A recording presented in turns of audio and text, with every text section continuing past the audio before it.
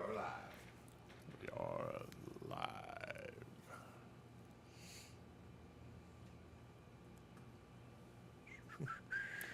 I see you got the people's eyebrow going on there. That's right. I was not sober when that picture was taken. I did that. He thought he was just looking directly into the camera. That was an accident. Weirdly enough, he was also in Cool World when that was There taken. was one year I was at a O'Reilly manager conference, and then we have like a bunch of celebrities come and sign autographs and stuff. And we have free beer, so it's just kegs, and you just stand in line. You get two at a time. Well, I'm just double fisting. I'm just pow, pow, pow. And Was it a hot summer day? was not. It was middle of January. Oh, wow. You would have thought it was a hot summer day based on the way he was pounding them down. I bet. Yeah, so I got pretty tanked, and every picture I took with celebrity, I gave them the people's eyebrow. And then in my class reunion, they're like, they put the pictures up on the screen. They're like, what does Travis think he's doing? He's getting his photo with Richard Petty, and he's giving him the people's eyebrow. You idiot. I'm like, Got to stay in gimmick. that's right. You got to. Got to. That's the great thing about Travis is he doesn't tie one on often, but you can always tell when he's tying one on. It's like, this is going to be funny. That's a true story. Well, I'm a good time. Rise to the top. Man, the cream rises to the top. That's weird. Dream rises to the top. Yeah. And remember, go ahead and get in. You can't say my name on the radio. So go ahead. Why? Oh, yeah. Are you Can't- wanted? You can't say his name. Not yet. Hold on. You've already got us live. So I can't ask the question. Then you've ruined That it. is correct. I can't even ask you the question. Yeah. But we're not. Well, all this will be edited out. But your legal name. I mean, I can say bullcrap. That is your legal You can name. say whatever. You can say whatever you want, like that. I mean, bull. You can play with whatever innuendo, I guess. But I can't use your Christian name, your surname. I understand that, but I can say bull. Like from Night Court. Bull. Oh, yes. He was my Boy, I favorite. just aged myself. I love Night Court. oh, yeah. Big Oh, fan. yeah. I even tried watching the reboot because John Larroquette was still in it, and I love John Yep, Larroquette. John Even when he Larroquette's did the the man. John Larroquette show, I loved him. Oh, yeah. But I like the way they tried to tie in her being Harry's daughter. Anyway, Yeah. I'm a big fan. You're not that old. Or Yeah, you're I'm not not that that old. young. I believe I've seen every episode of Night Court when it was actually on air. Oh, yeah. Yeah, we used to watch that at my house. I love that he loves yeah. the Velvet Fog. Or the Velvet Frog. That's great. All right, y'all ready to do this? Waiting on you, Travis. All right, everybody, welcome to the Next episode. of the Everyday Joe Show. I'm your host, the Travis Reed. You might have heard of me before. Travis, people have heard of you. I'm tired of you even talking about it. That's how many people have heard of you. Well, thank you, sir. I You're appreciate very it. welcome. I You've appreciate- made it. I appreciate you appreciating me. Thank you. You're welcome. You are a somebody. I'm a somebody. Not very much of a somebody, but a somebody nonetheless. Tooth? Yes, that was a conundrum of words. It was. It was a lot. How are you? Because I'm not so bad. How are you now? Not so bad, good, and you? I'm doing well. Thank you for asking. That's What? a Sprite. I didn't Why? have anything. I was in a What- hurry. I what was in a happened? rush. I helped a friend after work. I took a little extra time. Then I got home and had to eat dinner. And I was like, I got no time to stop. What's in the fridge? Sprite. No Dr. Pepper. Not in small cans. I had a Dr. Pepper from the 2-liter bottle. Well, you brought a 2-liter here before. Yeah, I couldn't do that tonight. There's too much left. Ah, gotcha. I got you. I'd have felt like a glutton finishing off that much. You should just bring it. Just not even bring a glass. Just drink it out of the bottle. That's what. What do you mean? Is there any other way? Glass wasn't an option. Was it? Well, no. The only way it would come out of the house is in the bottle. Oh, well, okay. Well, thanks for being here, sir. Hey, buddy, thanks again for having me on. You're welcome. Jerry Lynn, Hey. how are you, buddy? Hey, good. Great. Good, man. Good to see you here. Good to be here. All right, what you got to drink tonight? Well, I started with some Yingling. Yeah. And then, got to represent. So Yeah, I went to well. Common John's Clean Slate. Oh, it's a good beer, isn't it? It is. Light and not heavy. And You can drink it all day. I mean, if you're really wanting to kind of start over and just forget your past and just kind of have a clean slate, that's Yeah. the beer to go to. Like if you woke up at 11 o'clock in the morning with dry heaves, you just start drinking that and probably cure what ailed you. hey, that's like Colonel Parker used to say the best cure for the flu or the common cold is a case of, what was the beer he drank back then? Pabst Blue Ribbon. Close. Close. Slits, Fall City. Oh, what the heck was it? Now I can't remember for the life of me. I've been hitting the head a lot. Too many bumps, man. Yes. Oh my God. Yeah. Well, I appreciate you being here, man. Well, thank you. Yes, sir. Bradley Ramsey. Hello, hello. What are you doing, buddy? I'm here. You're here hanging out. Yes, sir. Well, you got that big old blue thing again. It's filled with the usual. Nothing new here. Yeah. H2O, high quality version. Flavored with a little lime and other natural flavors. Hey, that matches your shirt. I've completed the trifecta today. I had him in my office with Eli Kidder on the phone, and now you're sitting across from me. So that won't get any better. It's all downhill from here for The me. pinnacle has been reached. That's right. You're screwed. Yeah. It's like coming off the top middle road. Look here. We'll have to tell you that story, Mr. Jerry Lynn. Oh, no. I can't wait to tell you. Okay. Are you going to have Travis? to create some new goals? Yeah. I will tell you, though, that I'm sitting next to my daughter's favorite wrestler of all time. Oh, wow. Ask her to this. She's 9. Ask her to this day what her favorite wrestler is, and it's Travis. Travis Weed. That's right. Undefeated. Goldberg who? Listen, man. It's hard to be defeated if you've only been in one match. It doesn't matter. Hey, That's you go out on top, baby. That's a 1,000. I'm batting 1,000, son. Son? Oh, Man. It's like, something once else. you become the world champion, there's only one way to go. that's Damn. down. Yep. So, I'm staying up the whole time. I'm already in the Tennessee All Pro Wrestling Hall of Fame and everything. I'm really not there. Oh, you're so There's a funny. Tennessee Hall of Fame. There is now. Travis is the inaugural inductee. That's right. Who Not only inducted is he you? a member, but he's the president Yes. And founder, and right? founder. And the commencement ceremony was in this building. And I was by myself. He opened it, added himself, and then shut I it wish down. you could have seen him walk down the aisle. He only saw him walk down the aisle. I had video cameras. Anyways, Anyways. It's, Travis, thanks for being here. What are you drinking? I'm having a clean slate as well. What's it taste like this evening? Pinky's out. Clean. Fresh and clean. God dang. But now let's pretend for just a moment, seriously, let's pretend you were trying to describe the flavor profile of Clean Slate to someone who was going to try it. Very light. Easy drinking. Not too hoppy at all. It's one that you could sit out on a back deck all day long during the summer and drink and be just fine. Thank you very much. Well, I'm sold. Bradley's off the wagon. Whoa. Wait a minute. Are they going to come out with some NAs? Because if they did, then, I mean, it'd be right up Bradley's alley. I think there was talk about it.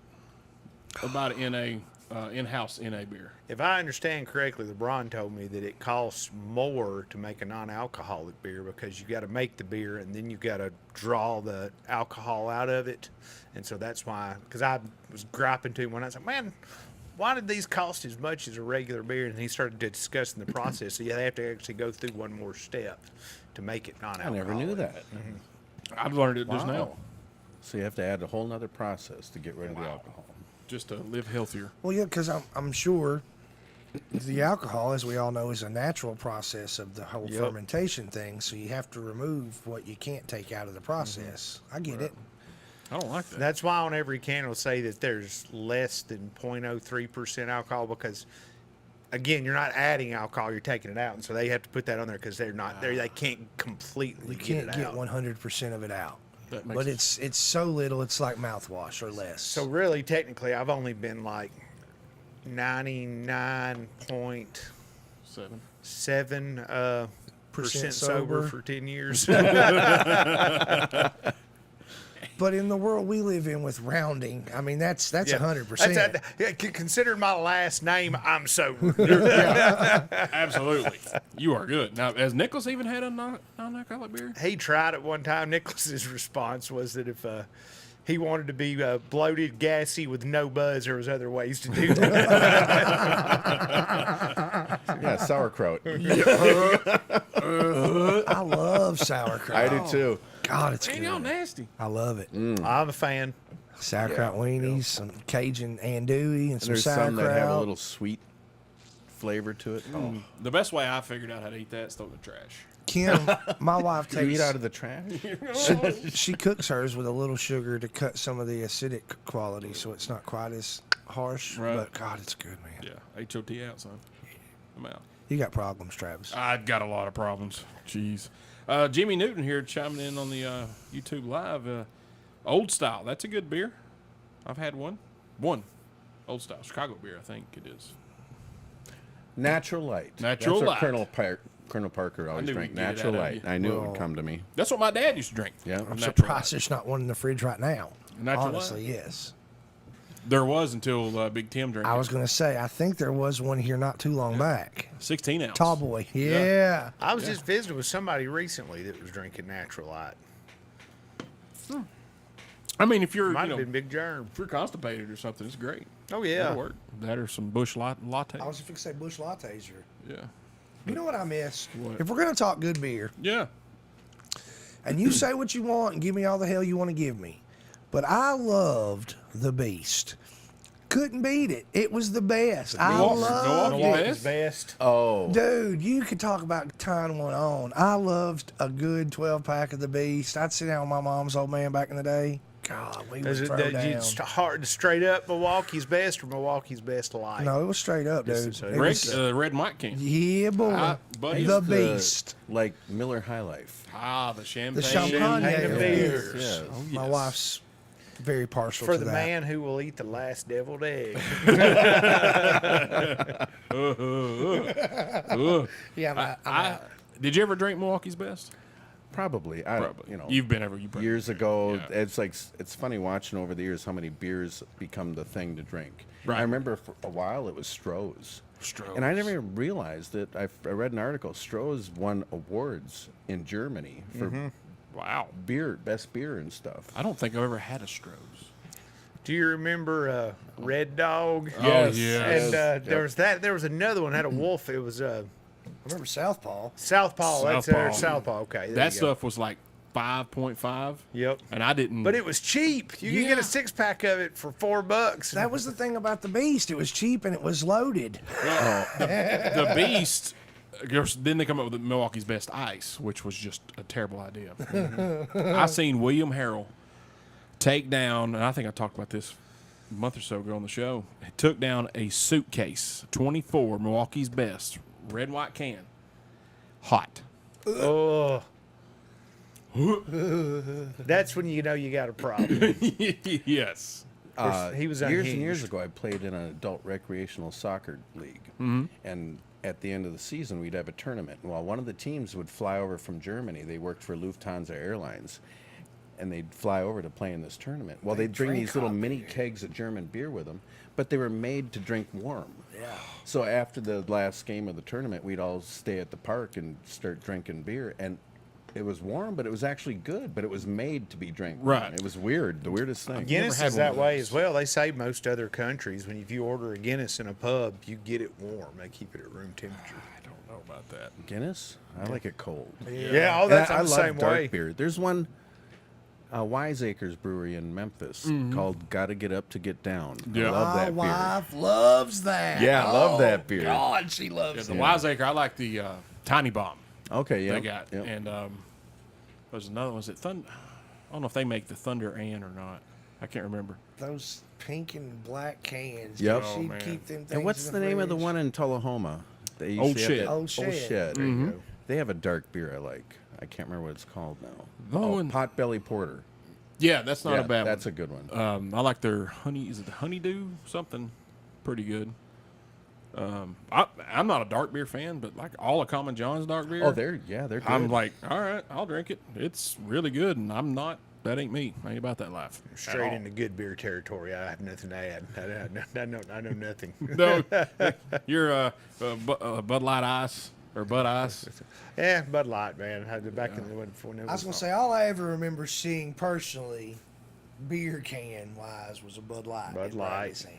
Well, But I wasn't around as much as y'all were. Don't get me Right. wrong. I would have rode the wave with them this last go around. I would have never turned my back on them. Do you guys remember when you could buy a case of beer and it was the real, I don't even know what the cases were made of, real thick, hard cardboard. Yeah. You flip the lids open. Yeah. yeah, And oh it would yeah. be like 24 bottles of beer. Yeah. Long necks. My dad used to always come home with 2 of those Oh, after work. And it'd be, what was the one? Buckhead. He always drank the Buckhead. The Buckhead. big deer.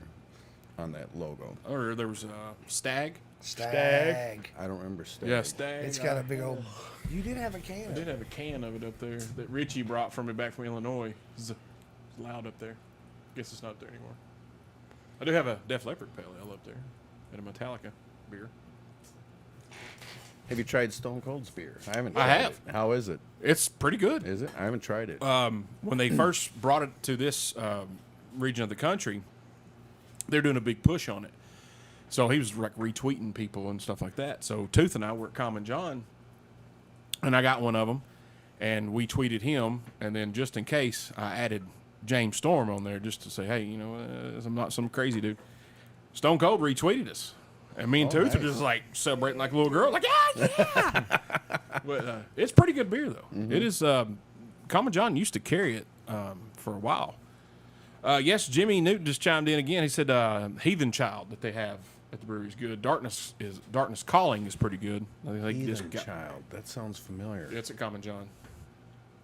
I think the last time my wife and I ate there, I tried that one. Yeah, I think the last time I saw you there, you had a darker beer. It's pretty good. Like I'm Yeah. not a dark beer fan. There's finishes so much better than most of them. So, all right, guys, we're gonna take our first break. We come back. We're gonna talk to our guest, Mr. Jerry Lynn. Get to know about him and all his wild and crazy days in the ring. Oh boy. Oh boy, if he can remember them. Yeah, right. Yeah, don't worry, I got video footage. Oh no, No, there's I'm video. just kidding. What? You're listening to the Everyday Joe Show, brewed by the Common John Brewing Company here on 93.9 The Duck. Quiet, quiet, quiet. That's what I do in the car with my daughter. The duck. The Duck. Or I screw up and call it something else, like the turtle. or something. Turtle. So we gotta be quiet for 10 seconds or what? That was enough.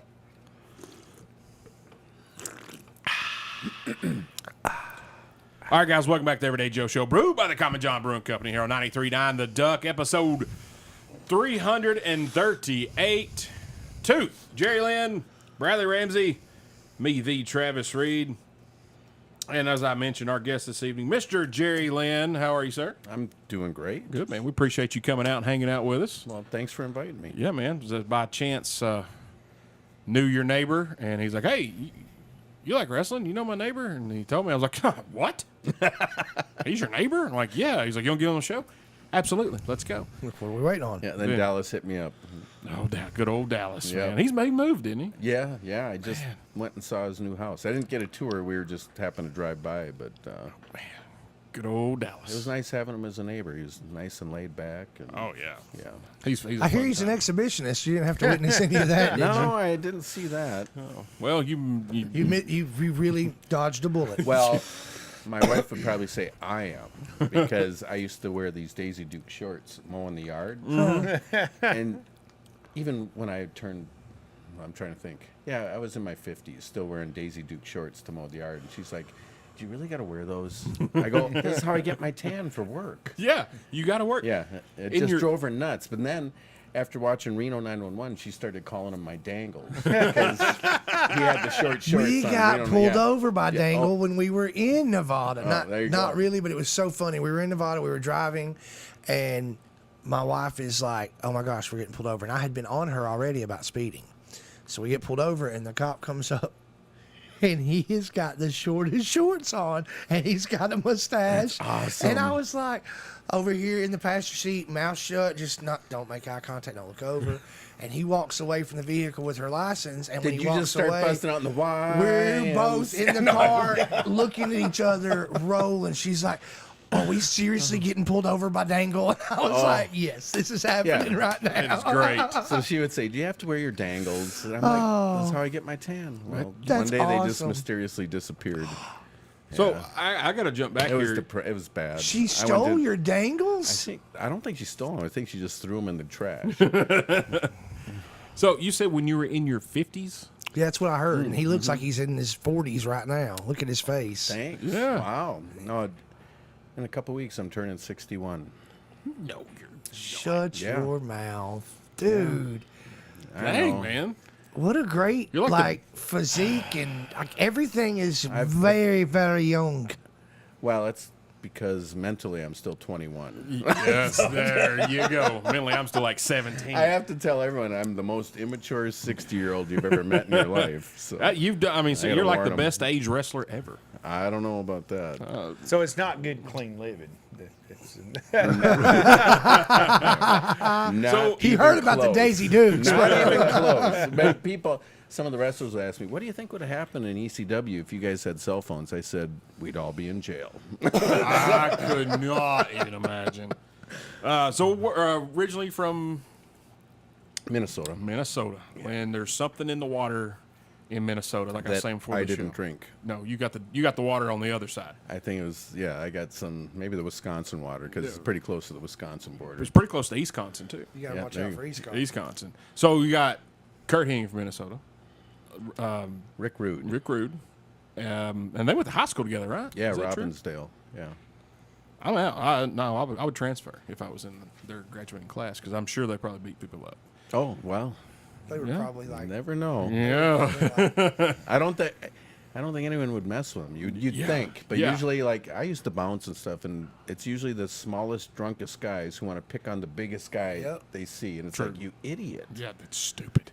And then you got Barry Darso Yep. from Demolition and the Repo Man. Yeah. He Yeah, from him there. and Wayne Bloom, they held the tandem deadlift world record. Jeez. How how many pounds that I is? can't even imagine. I can't remember, but it was up on, I think, on the wall at the gym, and I mean, I'm 5'9", 230 pounds, and I deadlifted over 500. Those two guys are Oh. gigantic. There's no telling. I Oh. can't remember how much weight it was, but it Jeez. was a lot. So where'd the love for wrestling come in? I was adopted when I was 6, and that's when I first saw wrestling. It was my adopted parents. Every Saturday morning, it was roller derby and wrestling, Oh, and man. I fell in love with it instantly. That's a good day right there. Oh, I couldn't wait. I forgot all about Saturday Roller morning derby? roller derby. Oh, that I was loved so it. fun. The T-Birds and the Bombers and little Ralphie Valadares, he was amazing. Man. And I remember they had a manager on one of the teams. I can't remember which team, but Georgia Haas, this old bat. I'll be nice, yeah. But what a great bad person, Right. Bad guy. As a woman, she was, oh my God, you hated her so much. She was like the heel. Yeah. Yeah, The scary She was a Sherry. great heel, and I'll never forget Georgia Haas, just one of the best heels. And I always loved even the penalty box was a folding chair inside 3 pieces of wood that just were slotted together. So always someone going through the penalty box. They just put it back together. But no, roller derby and wrestling. I remember wrestling then. I think you still had, and that was the AWA. I grew up Right. watching AWA, so it was. I'm trying to think. Some of the first wrestlers I saw was probably Baron von Raschke and Mad Dog Vachon and the Crusher and Crusher. Bruiser, Crusher. and then they bring in. Then they in the AWA they called him King Kong Brody, but Bruiser Yes. Brody. Bruiser Brody. Yeah. Cool. And even some of the others. You had Ken Patera. That dude was a beast. Massive. He was the first person to military press over 500 pounds over his head. The guy was a monster. Well, everyone back then pretty much was. Yeah, that's true. That's true. But yeah, the first time I saw it, I just fell in love with it. Man, that was Saturday mornings here, but it was we were talking before the show. It was the Memphis stuff, Yeah. Jerry Lawler, Jerry Jarrett, and Jeff Jarrett, and Dutch Mantel, and Billy Yeah. Travis. Billy Joe Travis. I Billy miss Travis. Billy Joe. I loved him. What a great guy. I remember they he lost like a loser leaves Yep. town match. I know what you're talking about. And then so they had him off TV for a couple of weeks. I think he got arrested or something. I actually got arrested on TV. That was a real thing. So he come back in a mask, and his name was the BT The Express. BT Express is like, he ain't fooling nobody. That was like when you had the Yellow Dog and the Midnight Rider. Everyone Yes. knew, but that was the great part of it. Was Yes. Everyone knew, but the heels just couldn't prove it. Yes, because even now I'm like, I'm, oh God, I don't know, 8, 9 years old, and watching my dad, and I'm like, it's Billy Travis. He's like, you think? Well, he had that curly blonde hair, Oh, yeah, yeah. and he'd get in the match. They'd get to the match would start, and of course, after a while, they'd get all that tugging on, and that all you could see was popping out of the back and the sides of that curly blonde hair. You're Yeah. like, yeah, dude. Yeah, who else got blonde hair that kind of looks like that, but it's not curly? It's Tommy Rich. That was. But his that- was straight hair. exactly. Now, he was another one of my favorites when I was a kid. Tommy Wildfire, man. Hey. That dude was awesome. Awesome. Who was your favorite growing up? I couldn't pick a favorite. No, you just liked them all. I like so many of them. But when we first got cable and we could see every territory around the country, you could see Portland and World Class with the Von Erichs and the NWA and Memphis and CWA and Georgia Championship. I couldn't get enough. I loved it all. But one person who always stood out to me was Hot Stuff Eddie Gilbert. Yes. Loved Eddie Gilbert. Man, I got on it. I went down some rabbit hole on YouTube the other day, and it was just old promos. Those local, out of Memphis or whatever. And they played one of his, and part of me was laughing, but the other part of me still was like, "That is so cool!" It's like, Yeah. Hot Stuff Eddie Gilbert. And one of the biggest compliments of my career was he's the one who got in touch with me and said, "You want to come down to Memphis?" And I'm like, yeah. Absolutely. So I was just so flattered that he saw something in my work, even though it was only about 2 years into my career, and I really dang. didn't know what I was doing yet. Right. But he saw something in me, and he brought me down to Memphis. And then the next year, he brought me and Sean down to Global to do her. Where were you at those first 2 years? What, just bouncing around? Around the Midwest, working. Like, right after I got out of Brad's camp, me and one of the guys I went through camp with, Tom Burton, go get the ring from the warehouse, bring it to the Rochester Civic Center, do 3 squash matches, tear down the ring, and bring it back for the AWA. So that's how you started back then. Paying you dues. Doing the ring and getting killed on TV. For $20. And then I did, I think in '89, because I started in March of '88 is when I started Brad's camp, and it was 3 months long. Brad. And then Brad Ringens. And in '89, I did first time I went and did TV tapings for the WWF. And my first match there was a tag match against Big Boss Man and Akeem. Oh my god! And they're both 6'6", over 300 pounds, and I look like a scared child. You know what I mean? I was like, oh my god. Now, how did the superstars treat like the Saturday afternoon guys? They were supposed to beat the crap out of it. They were never going to win. Were they cool with you guys, or were y'all? It like the depended on freshmen each in high person, but most of them back then were cool with you. Yeah. I'll never forget. I'll tell you this story. I'll never forget this day. When I first got there, I walked in the locker room, found a chair, set my bag down, because I was always taught, keep your eyes and ears open and your mouth shut. So I sat down, and there's one-man gang wearing shorts and a Mickey Mouse shirt playing with a yo-yo. Because there was no internet, there was no cell phones, there was no handheld video games, nothing to do all day at the building. And standing next to him, waiting for their turn to play with that yo-yo, was Rick Rude and Kurt Hennig. And they were big boys too. Oh yeah. But one-man gang, he was 6'6". Well, in walked Earthquake and Typhoon, and they made these guys all look small. Yeah.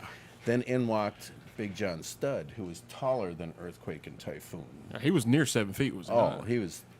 And then the coup de grace, Andre the Giant walked in. no. And, we always say TV adds size to you. It didn't do Andre justice. Live, he was like a moving building. And I'm sitting there looking at all these guys, and I'm thinking in my head, I am in a room with the largest humans on the planet right now. It was just so surreal. Wow. But it was. I'm getting freaking chills over I'll here, never man. forget that day. Andre, man, that's Yeah. God, dude, that was. But as far as I'll never forget, because I did a few tapings, maybe just a couple TV tapings for WWF, but I'll never forget one time they had all of us jobbers in a room, and the first 2 stars to walk in and come say hi to all of us was the Bushwhackers, Luke and Butch. and it was what a couple of great guys. They knew we were scared to death and Yeah. nervous, and they came in. Smile, everybody. Anyone having a good time? And they came around and said hi to everybody. It was. I'll never forget that. And I still keep in touch with Luke to this day. Is he the one that has a gym in Tampa? I don't think he does. There's one of them that did. I don't know if they're passed. I know one of them passed away, didn't he? Maybe. Butch.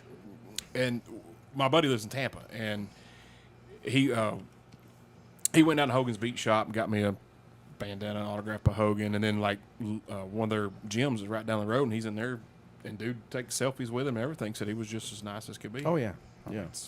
That's the part you don't see, because those dudes were nuts on TV, man. Well, I was talking to him one time. I said, when they were the sheep herders, they were the most violent tag team I'd ever seen in my life. And I said I hated it when Vince hired them and turned them into the Bushwhackers. He said, but this is where we made all our money. And that's what it's about. It's a business about making money. That's exactly right. 100%. I didn't get paid the time I did it. But I've never seen a team so violent as the sheep herders. Sheep herders? Yeah.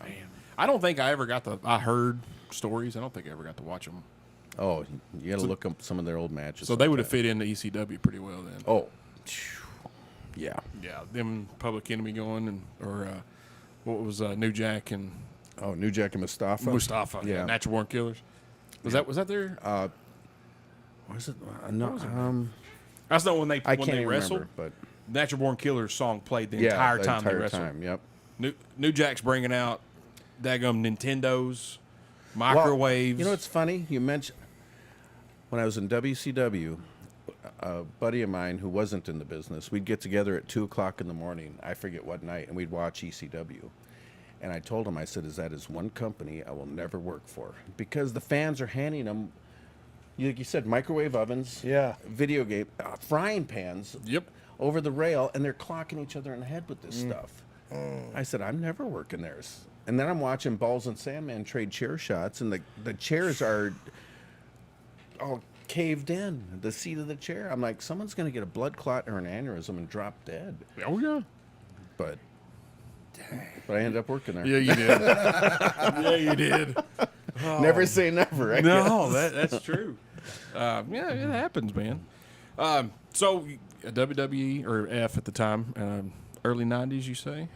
Yeah, I was 89 when I went and did 89? the first squash matches. It still baffles me that you're. I know, man. I'm Yeah. sitting here like, bro, I was 7. I was 7. Thanks a lot. I was probably getting up watching something on TV about wrestling.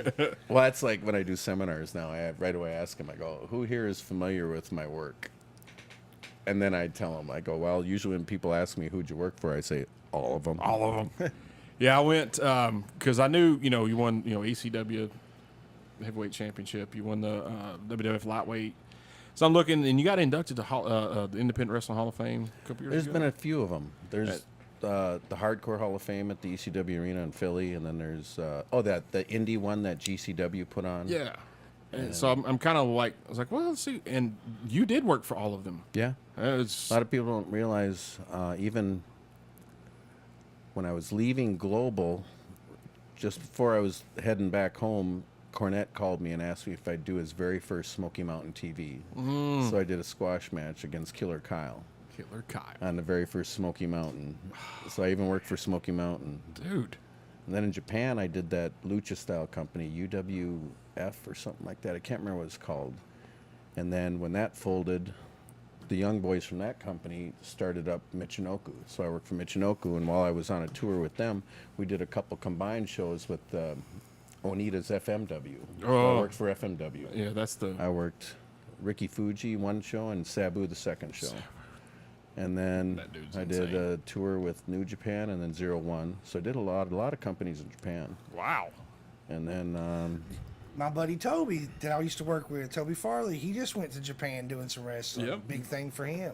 Well, I didn't realize how big a deal it was like how many wrestlers spent time in Japan until Yeah. Chris Jericho's podcast. Oh, yeah. And he'd talk about that, and a lot of the guys he talked to would talk about their time in Japan. I didn't realize that was such a big deal It's in the trajectory of a wrestler. Apparently, really good paydays. Yeah. it varies.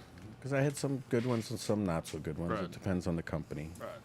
Because they got, big companies, they got smaller companies, Right. just like here in the States. So, Yeah, they never asked me to come. yeah. And then when I worked with, actually, when I was here with USWA in Memphis, we took 2 bus trips to Dallas and did 2 combined shows with World Class. Oh, cool. And that's where I first met Stone Cold before he even went to WCW and became part of the Hollywood Blondes. He was still just Steve Williams there, and yeah. or I guess was I can't yeah. I guess he remember. changed his name by Austin. By the Yeah. he changed it to Austin. Dutch Mantel told him to get a name because you can't be Steve Williams because Dr. Right. Death. Yeah. And then Dutch Mantel gave him his name. Dirty Dutch Mantel lived in Murfreesboro for a while. As a matter of fact, I believe. Dirty That's a small Dutch. I world. learned a lot from Dutch Yeah, in my TNA years. So I just know when he would come out on USWA back on Saturday mornings when somebody was getting roughed up in the ring, and he was just fresh out of the shower. That's the hairiest back I've ever seen on a man in my That is entire a life. permanent sweater. Yes. Oh my God! Sort of like what was his name? George Animal Steel. Yeah, that's exactly what I was thinking of. Yeah, I know a guy like that. yeah. Yeah. Bull? The guy that just left. Oh. Yeah, yeah. We can't admit he whose name shall not be spoken. Who shan't be named. I can edit it out. All right, guys, taking a break. We come back. We're going to talk some more with Jerry Lynn. We're going to ask more nosy questions because I got a lot. I got a lot of them. Not really. You're listening to the Everyday Joe Show, brewed by the Common John Brewing Company here on 93.9 The Duck. My quack's not good enough, Travis. Go. Wow, that was actually. I do sounds. So I was doing the quack. I was doing it intentionally. Yes. So that it didn't sound like anything like an actual duck. But, you know, you can have it. No, I don't want I'm it. done with it. I don't want it. Never doing it again. Are you about to cry? Yes, I'm thought tearing so. up. He's a killer. That fudge round stuck, I think. Look for this and you'll know. Fudge rounds. My son loves them. You gotta get the big ones. Yeah. Small ones. They're fudge rounds. They're like the chocolate with a chocolate filling. It's Little Debbie. Are you using words? they're chocolate It's like cake. two chocolate cakes with chocolate filling and then a drizzle of chocolate frosting over the It's top. chocolate with chocolate filling. Well, It's yeah. Little basically- diabetes makes them, and they are delicious. They're the bane of I my love late the night existence. chocolate ganache cake at Publix. Just nothing Me but chocolate. too. It's so good. And now I'm a chocolate snob. I like dark chocolate better than regular chocolate. Same girl, wife same. likes the dark. Love dark I chocolate. can't do regular I chocolate like the anymore. regular, but I'll eat the dark. Jimmy Newton. Geez, Travis, you know a lot about wrestling. This is true. Travis knows a lot about wrestling. You ain't seen nothing yet, Jimmy. He remembers more than I do, I bet. It's don't- it could be rivaling because he is just like I call him Travalmanac because he is an almanac I'm of not. sports trivia. I don't even remember most of my career. Now, Tony Khan, on the other hand, he's the Rain Man of wrestling. He'll tell you what city, what date, the whole lineup of the card, who went over. He can. I don't know how he does it. I heard that before AEW was even a thing. Oh yeah, I heard. yeah. and- He's and- the Rain Man of wrestling. Yeah, I'm not. Wow. I'm not to that level. That's for sure. All right, guys, welcome back to Everyday Joe Show, brewed by the Common John Brewing Company here on 93.9 The Duck, episode 338. Tooth, Jerry Lynn, Bradley Ramsey, me, the Travis Reed. So we were talking a little ECW, and I went to try to find them, and then I was like, no, I don't want to try. I almost every ECW pay-per-view on VHS. Really? And I have a VHS player in the house. Bought it at the Goodwill for $3.99. Come on, and it works. But some of my favorite matches of yours was with RVD and in ECW. And I was like, hey, man, you do remember those? You're like, man, you said you're wrestling 3 times a week or more on the loops. So Yes, yeah. you wrestled him so many times. Yeah. Were they all that good? Like Oh. Hardcore Heaven? Was it 2099, 2000? Yeah, we weren't letting up. Well, you know what? Every ECW house show, I would say, would be pay-per-view quality because no one on the crew was. We didn't say, "Oh, this is a B show. We're going to take it easy." Everyone would. Can I say balls out? Yeah. Everyone would balls out every show. We didn't look at any show as a B. I never looked at any show as a B show. Those people paid their money. Give them their money's worth. I like that. So, That's but the yeah, Rob and attitude. I, we never let up. We just went out there and did our thing. Yeah, it's those matches. I Talk said, about never letting up. But they, you know, Those short people we watched wrestle, that was the best wrestling of the whole night. oh, They never let up, dude. I took Tooth to micros. It was yeah, Lewisburg Armory. I've been wanting to go see those Man, they're worth the price of admission. because I was on a lot of shows with like the Karate Kid, Lord Littlebrook, way back in the day. Right, I remember when Lord Littlebrook. you used them a lot. dude. These Yeah. guys, look, we had real full-on wrestlers going on, and then end of the night, it's like we're gonna bring out the smaller people, the little people, whatever the political correct term is Right. for The these little people. So the hobbits come out and they're going at it, and they are going at it, dude. And I'm like, nobody here has put this into it. These guys Yes. are not holding back. I wouldn't have wanted to be in the ring with any of them. I remember in TNA with Puppet and Tio, the hardcore. I'd hate the fact that we can't say because they called themselves that. Right. But man, those two the guys were awesome just to hang out with. I hear this, and maybe true. No, you would know way before I would, that a lot of those like the independent shows when the micros are on there, they get paid very well. Well, they should. Yeah. They're a big part of the show, and they're a draw. Yeah, and there was somebody else on the card that night. I won't say his name, Crimson, and they don't beat me up, Mr. He's- Subliminal. Yeah, that's me.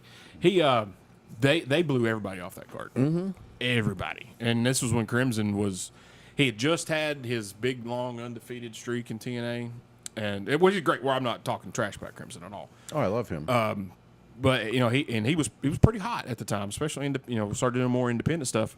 But those guys, I mean, dude, they tore the house down. Yep. It was I told Travis that night, bro, I will come back any time that there are micros wrestling. I'm Oh, in. yeah. I'm in. That was awesome. that was the first time I've seen them live. I've seen like was it WrestleMania 3? They had the mixed tag match, and then of course Doink and Doink Jerry, and Dink, man. Jerry Lawler had his little guy. Yep. But seeing them live, holy cow! What was Lawler's little guy's name? I can picture him. Please say Mini-Me. I don't remember. If he called him Andy Kaufman, that would be really funny. That would have been. What I did jump ahead a little bit. What led you to ECW? How'd we get there?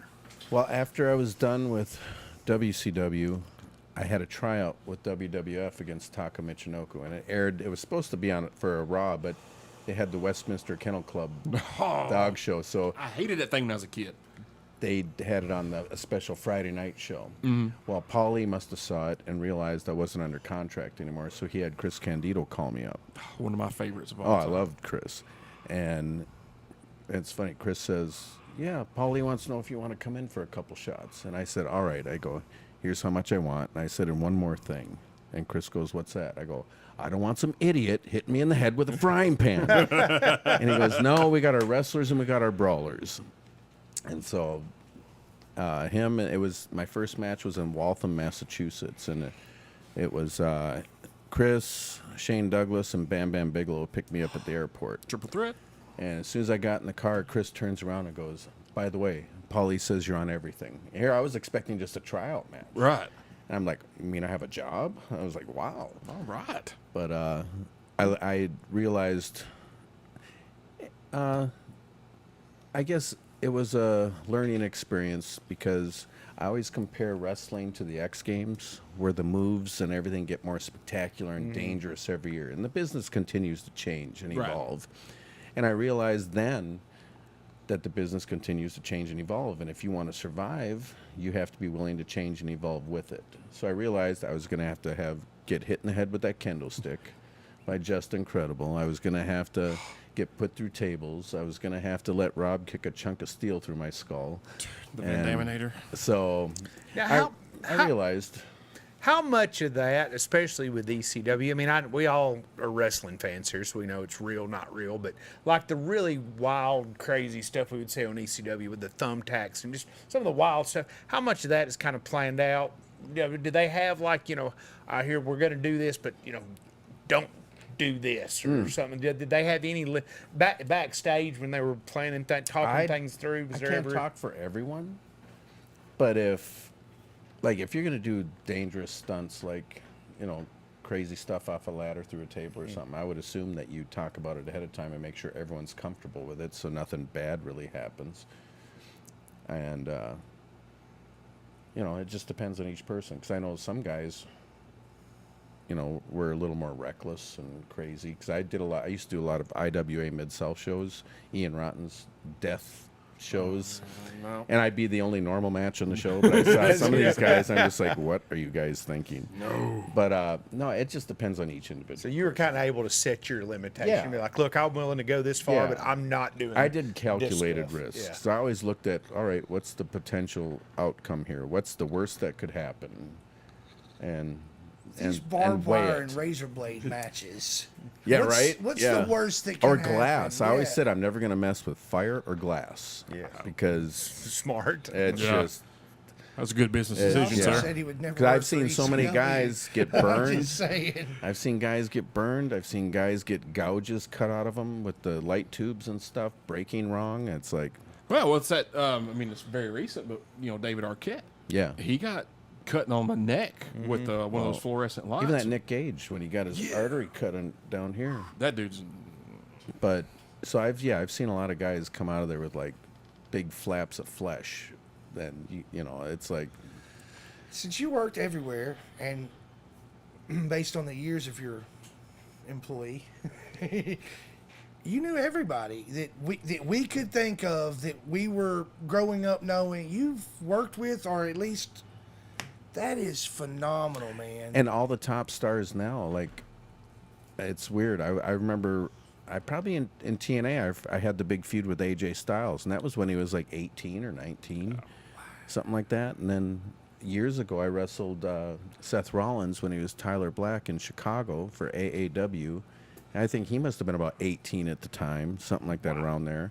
So all these top stars now, they're like watching my kids on the road grow up, That's crazy. that's got to be a good feeling though. Oh, yeah. To see how much they probably have improved. progressed, Yeah. improved. Now, I forget, on my retirement tour, I had a last double shot in England. And the second night, I wrestled this Noam Dar. He's in NXT. I don't know if he's in NXT or something. He's been there with WWE. But they were doing the in-ring promos. And I think they were listing off some accomplishments of mine. But I'm 49 years old, and I'm standing and looking at Noam across the ring, and he's 18. And I'm thinking, I have been wrestling a lot longer than this kid's been alive. I'm like, what am I doing here? Retirement tour, yes. Yeah. Dang. That's got to be kind of That's amazing, though. And I talked to Trent in AEW because I wrestled years ago. I wrestled in NYWC in Long Island. I was there every month for a good year and a half. And that's where I first wrestled Trent. And I asked him at AEW, I said, how old were you when we wrestled in NYWC? And he said, I was 18. I said, I mean, I was beating up a child? Actually, I was getting my ass kicked by a child. catch a charge from CPS there in a minute. Right. I was like, oh, Wow, wow. that is crazy. Yeah, and that's Yeah. right, man. I mean, I'm still baffled by the the story that you're standing there and Andre the Giant walks in there. Oh, yeah, that was, Yeah, I'll never it's- forget it. And when you're talking about his size and stuff, I've told the story a million times.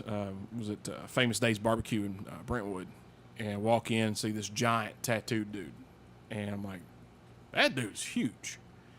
And I go sit down, and he's two booths, behind us, and I'm facing him, and it was the Undertaker, and I was like, oh. And on TV, when they say he's like 6'10", 300 pounds, he's 6'10", Yep. 300 pounds. Yep. He That's was. what blows my mind, though. Is like, for me, seeing The Undertaker on TV, yes, I know he's big, but seeing him like, whoa, Yes. whoa. One of the biggest ones. Now, Big Show, seeing him, he is big. Oh, yeah. But to me, it was like great. Clash of the Champions, 97. I think you might have been there. Municipal Auditorium, Bones went with Yep. us. Kevin Nash come out. And in his heyday, that dude was big. Oh, yeah. Yeah, he was a guy that, again, television didn't seem to do him justice. Right, Because when you right. actually saw him, you're like, oh, okay, I get it. yeah. That's why they've got him in a I program always with the Big Show. also got blown away by like what I would consider the small wrestlers in my head, because I would see them like Shawn Michaels, for instance. I pictured him as a small person. But in comparison to normal people, he is not small. Well, I've talked since, probably in the last 10 years, when I do special appearances and stuff on indies and stuff, and I've talked to so many indie wrestlers who didn't realize how big Billy Gunn is. Yeah. But that's because when he was in WWF, he wasn't a big guy. Right. He was small compared to what the big guys were. Yeah. But when you see him in person, he's a big boy. But plus, he also moved like a cruiserweight. The guy's an incredible athlete. And how old is he? 60. I think he's around my age. Yeah, I so- don't want to say. I don't want to get heat. I'll take it. He'll never see it. So when he right after they got inducted to Hall of Fame, DX did. He did a appearance at Tennessee All Pro Wrestling. Well, Storm was there with him, Cowboy James Storm. So I'm like, well, I'm going to go. LeBron went with us, the guy that owns Common John, and his wife, and so we went there. And there's like a $10 meet and greet afterwards. You can get your picture to take him with Storm and Billy Gunn. I'm like, I've hung out with Storm several times, had him on the show, but I've never met Billy Gunn. I've always been a fan, even back in the Smoking Gun days. And you're right. And Storm's not a small fella. No, Storm's not either. No. But then you see Billy Gunn is a head taller than Storm. You're Yep. like, this guy is a giant, and like you said, the way he moved is just insane. Yeah. And But when you look back in the day, he wasn't one of the big guys. oh That's why everyone's so shocked at how big he is. yeah, and still going. Yeah, And yes. Stupid. Have you seen him lately? I don't think I have. No. He's in just ridiculous shape. Oh, Ridiculous. I've never seen him in bad shape. Always lean, ripped, Yep. rock hard. He's like a wall of granite. And hilarious. Oh, yeah. Oh, he I love- makes me laugh. Oh my god, dude. Oh yeah, I love talking with Oh, Billy. he's so funny. Billy saves my sanity on the road. So how many days a week are you on the road? So you're a coach for AEW now. Yeah, it varies because, when we just had Dynamite, it was a pretty easy schedule. Leave Tuesday, come back Thursday or whatever. But then they added Fridays, Rampage. And then they got the Saturday Collision and stuff. So then they tried to separate production crew, and so everyone didn't have to be at every show and get burned out. Right. But Dean won't mind. He was out for some medical thing for his Parkinson's, so I filled in for him, and I was on everything, which I didn't mind. Yeah. Most of my life, the road was home. Right. That's the way it's a You're used to gypsy it. life. Yeah. Right, Dean Malenko. Yeah. That dude could freaking go, man. Oh, We used to. It was like every Monday night. He lived in Murfreesboro. I lived here. I'd drive to Murfreesboro just to watch Nitro and Raw. And Tony always brings up, he gets so frustrated with some of the wrestlers. He says, I've seen you and Dean go out there and have 4-minute matches that were great in WCW. I was like, well, Dean's a whole different, he's a machine. It's hard. You'd have to try real hard to have a bad match with Dean. we actually look forward to the Dean Malenko, the Eddie Guerrero, Yep. the Chris Oh, Jericho yeah. matches more so than we did the main event because we knew what was going to happen in the main event, especially pre-NWO. We knew the Dungeon of Doom was coming out at the end. We knew exactly what was going to happen. But then you throw in Malenko and then Jericho. Of course, Jericho, we called him Generico because we're like, who is this guy? Yeah. And then Eddie Guerrero, we called him Eddie Gennaro. We're like, what is this? And then they start wrestling. We're like, I'll take that back. That was because we Yeah. saw him at I think it was the Clash of Champions when we went. Yep. They wrestled and they stole the show. I know. Best Yeah. match of the You night. got any cool Ric Flair stories? Travis is a big Ric Flair fan. Ric Flair. I never got to be on the road much with him. Probably better off. Probably stayed out of a lot of trouble. Yeah. Do you have any? Of course, I listen to a world of podcasts and read, and I watch The Dark Side of the Ring. You always hear them talk about, especially back in the day, the smaller promotions and kind of the shady figures that might have been behind those promotions. You ever have any scary run-ins with maybe thinking, these guys, I better keep my mouth shut and not bitch about my money. I could wind up in a ditch or something. No, not really anything like that, where I was worried about my Bradley. life or my well-being. But, this business it's like any other showbiz. It attracts them all, I'll tell you. Everyone who's on the take,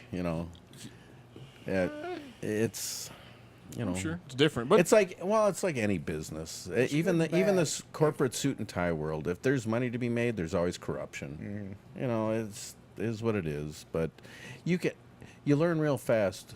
That's one thing wrestling's taught me is how to read people.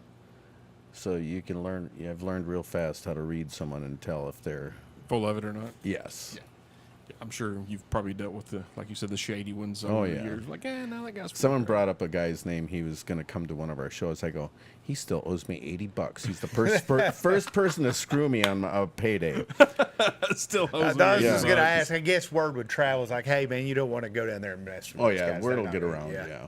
Oh man, that's crazy. All right, guys, we're gonna take another break. We come back. We got the Common John update a little bit later. We got Lunchtime Theater Music of the Week. Then we got some burning questions from Mr. Jerry Lynn. I hope burning. he has studied. Hope you drank that banana drink. What? You're listening to the Everyday Joe Show, brewed by the Common John Brewing Company here on 93.9 The Duck. Quack it out, quack, quack, Hey, that was all right. quack. Add a little flair to it. Yeah, I like it. I got pee getting Good. All right, I might go pee. You ever hear that song some comedian wrote about pissing outside? Unless you're in Alaska where it's better to go faster because it freezes and you have to walk backwards when you're pissing outside. You've heard it. I'm impressed. Oh.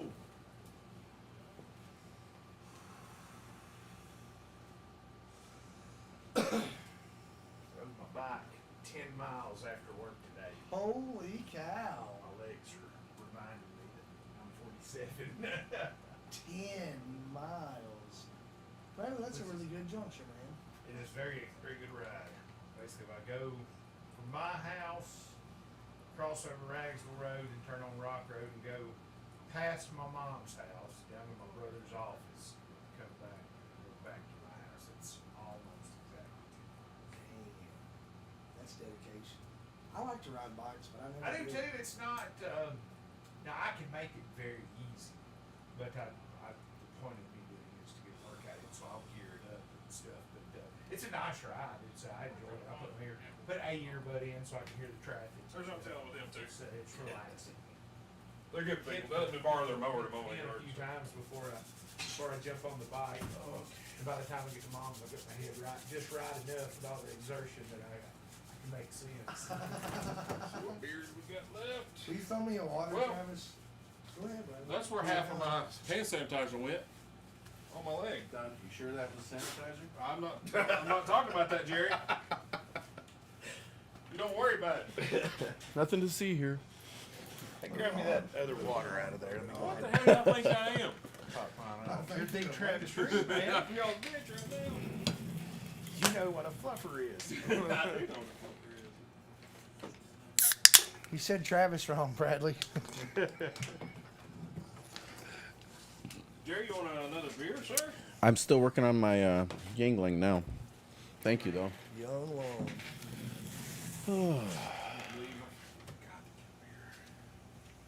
Switch the old faithful here. Oh, the golden top. I'm golden top. White can man. Little Bobby Martin. Right? Little Bobby Martin. Fine Pilsner beer. You know how I know it's a fine Pilsner beer? How? Says so on the can. It says so on the can. They can't lie about it. It's written. It's written. Speaking of rigged, how about that fight in NASCAR? Since when do they have all these different camera angles? They knew it was gonna. What? Well, the dude sat around for 2 hours, Well, didn't he? Yeah. Well, you couldn't leave. There's no tunnels. Well, the attendance is so low, they got to start doing something. So they're stealing from pro wrestling now. They are. Because they never even used to let them cuss on the headset. That'd be a huge fine. Now they're all right. We got to do something to draw some fans. I'm telling you what. I will never. I go to many races I can go to. I will never not go to a race and not have a headset. Where you can rent them. Oh, That. And I've never been to one. I want to go to one. oh, in Nashville's Because well. I can't imagine what. So in WCW, they started sponsoring the car, and Steve Grissom was driving. Yeah, I remember Steve. So they took us to Concord Motor Speedway, and he took us for rides in the car for laps. He says, "Now I can't go as fast on this track. It's small. I can only go about 120." But it felt like the tires were about to let loose in every corner. Yes. And then we got to drive the Legends cars on the smaller quarter-mile track, and that was fun. Those are fun. I do those on those legend cars on iRacing. They are so much fun. I got my pedals down here. I then did the Rusty Wallace driving. I got to drive one. Oh, yeah, we would. I went and I was driving one. I was trying to find the line, and I was doing pretty good. I was lapping some of these weren't racing heats yet, and then at night we got to race heats, and Sting never let me live this down. In our heat, and I got the same car. It was a really valuable learning experience. I picked the same car because I knew it. Well, I guess I didn't realize it was at night and the temperature had dropped, so the tires weren't gripping. So in the middle of our heat, I can't remember how many laps it was. I started fishtailing and I spun and banged into the wall. But we got to start out. I was in first, so we got to start. When we restarted, we were in the same positions. Right. And Sting was breathing down my neck the whole time. and I held him off and won. And all these years he wanted a rematch, but we never got to do it. I can set that up. I know people. But That's but so cool. we then they took us to we went to Charlotte Motor Speedway, and he was going to take us in laps around that. And there were 4 cars on the track doing classes, and they were so loud. I can't imagine how loud 32 or 34 cars are on the track. Yeah, 36 now. But so that's on my bucket list. I want to go to a NASCAR race, and I want to go to an NHRA drag race because I want to feel those engines pounding on your chest. Bubba, it will shake your soul. That's what I want to do. I want to go. It's just amazing how you can go 0 to over 300 miles an hour in 4 seconds. Yeah. I just can't. It's hard to imagine. Like you see, I mean, you literally blink and it's over. Like Yeah, it is. yeah. We got to go with Bristol in like 2002-ish, 2001. I knew the PR director was Norton's sister, and we got to go. I got to meet John Forrest, Kenny Bernstein, Warren Johnson, and we got to stand up, the top of the press box in the pits, and I was from me to that wall from John Forrest taking off, and my clothes were shaking. That's what I want to feel. And the thing, this was way louder, but remember we were at Lollapalooza '96? Rage Against the Machine were up there playing. My shorts, I swear to you, my shorts were shaking. It was just everybody was jumping up and down. They fixed to play Bulls on Parade. It was loud. We were pretty close. And being that close to those cars taking off, I mean, everything was shaking. It was. Pitch a pup tent. It was a very small pup tent. It was. It's a baby tent, no tiny one. That I Rage did. Against the Machine show, and people talk about being at a concert or something. It's like I could feel the ground shaking. That's not a lie anymore because you could feel that. I swear that field was vibrating under you. Loudest show I ever saw was Rob Halford's fight. Oh yes. Wow. I had to walk behind the glass in the bar. It hurt. It literally hurt. It was so loud. Wow. I went That to eye note and bust your eardrums. Oh man. I went to a show God, at fight. the Masquerade a couple weeks ago, and it's about as big as Common John, like the main area. And In Atlanta? Yeah. Oh yeah, I Masquerade lived Hill. in Atlanta for my WCW days. I had to live there for a year. That was my home away from home. I What? saw a lot of shows there. Man. I saw Slipknot there before they got their big push. Oh, dude. Yeah, it was great. Now, did you go to see them, or did it just happen to be you? No, were I went going to see a them. band. No, I went That's to- cool. I think Kitty opened up for them. Kitty's reunited. Oh, they have reunited. Yep. Oh, that's so Yeah, yeah. cool. I saw a lot of shows at the Masquerade there. There's this band called X Cops. It's Gore without the Oh, really? outfits. Oh, yeah, X-Cops. I forgot about that. I saw Gwar, I think, at the Cotton Club in Atlanta. Oh, wow. They're gonna be at Bonnaroo this year. Yeah, I saw them across the road at Bonnaroo. Oh, okay. Yeah, it was loud. I didn't hear. It was them, Crowbot, and CKY, and I didn't hear a word anybody said all night. It was so loud. Oh, wow. Because we were right there, and it's such a small. And I'm having PTSD now. It's so bad. All right, I can find my notes. They're right there. Nope, because I expanded it. There we go. You just let him tell a story about racing Sting off the air. We wasn't back. I know. We're not back. I thought we'd been back. Oh, YouTube Live heard it. All right, guys, welcome back to Everyday Joe Show, brewed by the Common John Brewing Company here on 93.9 The Duck, episode 338. Tooth, Jerry Lynn, Bradley Ramsey, me, the Travis Reed. Now time for the Common John update. Guys, we'll hit this quick because I've been talking about it a while. Next Friday night, Good Friends Music Fest is taking place at Common John. Our good friends, Steady Rotation. They're not headlining this year. They were here. They were on the show last week. They're not headlining. They're going to play second, I believe, and let other folks take the headlining spot because whenever they headline, they don't get to hang out and party. So they're like, you know what? We're going to set the tone for this bad boy, just like an opening match. Opening match always sets the tone for the show. Yep. They're going to do that, set the tone, and then they're going to have a good Who's time. headlining? I can't remember. Oh. Is this all local Yeah. bands? Oh, okay. Yeah, every band except for one is from Tennessee, and they're from Huntsville, and that's pretty much Tennessee. I was so mad I missed the Queen tribute band. I wanted to see that. I didn't even know about it. It I was was- probably out of town anyway. It was fire. I bet. So, and I know I told you about the 80s mixtape party. Yes, yes. Man, and you went to the first one. It was awesome. people out there riding skateboards and whatnot. Jesus I mean, was on a skateboard that night. Jesus was on a skateboard. I think I've seen him at some wrestling shows You probably have. at AEW. Yes. Interestingly enough. Oh, I have- did. I did the Jericho cruise this year, and he was there. That's But amazing. the guitarist for Fozzy, actually, it might be Rich Ward. Rich Ward, yeah. And I think a couple of other members of the band. They've got an 80s cover band called Guardians of the Jukebox. If you get a chance to see them, go do see it. them. They sound like right off the radio. It's amazing. And it's all fun songs. I was sore the next day because I was bouncing the whole time. Isn't Fozzie's bass player, wasn't his first band Trickster? PJ Farley, isn't he? I'm not sure. Dude, if it was, that would be. I know he's at least toured with him because he's been on Jericho's podcast. He always refers to him as, I got my members from Fozzy here, and he reads, and then they'll And always Trickster talk. was on the cruise this last time. Yeah. Oh, well. Trickster and Bullet Boys. Bullet Boys? Yeah. Yeah. They still sound good? Yeah. They sounded great. Cool. Good. That was one of those It underrated was bands. a pleasant surprise. Yeah. Because I never was a big Bullet Boys fan, but when I watched their set, I was like, holy crap. Now, It was good. I saw you out there on stage. What were you doing? Well, Yeah, there's video, buddy. Rich, 'cause I saw, actually, we were talking about the Masquerade. I saw Stuck Mojo at the Masquerade years and years ago before Fozzy was formed. Right. And that's where I think I first met Rich Ward. He invited me to go to the studio while they were recording. But, so he always knows my love for extreme metal. So he hit me up, him and Chris hit me up a couple weeks for the cruise, and Chris says, yeah, Rich has a really fun idea if you're open to it. And Rich said he wanted me to do the aggro vocals on one of their songs. And I was like, yeah.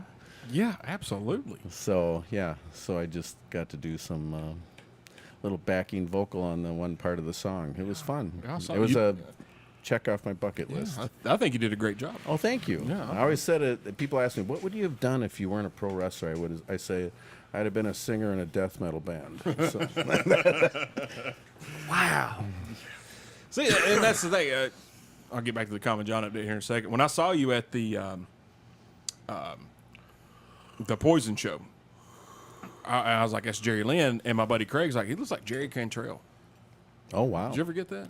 Not him. I did get, a buddy of mine had company tickets to the Timberwolves game one time. So we were like 2 rows behind the bench.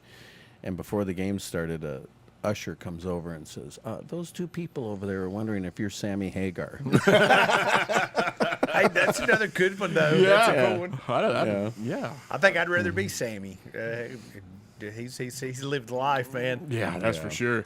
So, guys, don't forget Friday night, Good Friends Music Fest goes from 6 to 10.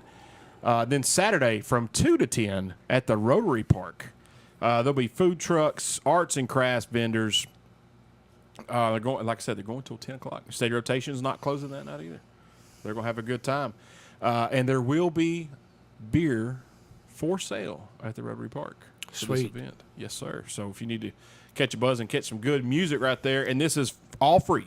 Admission is completely free to get into this. It is family friendly. It is, of course, Common John's pet friendly, Rotary Park's pet friendly.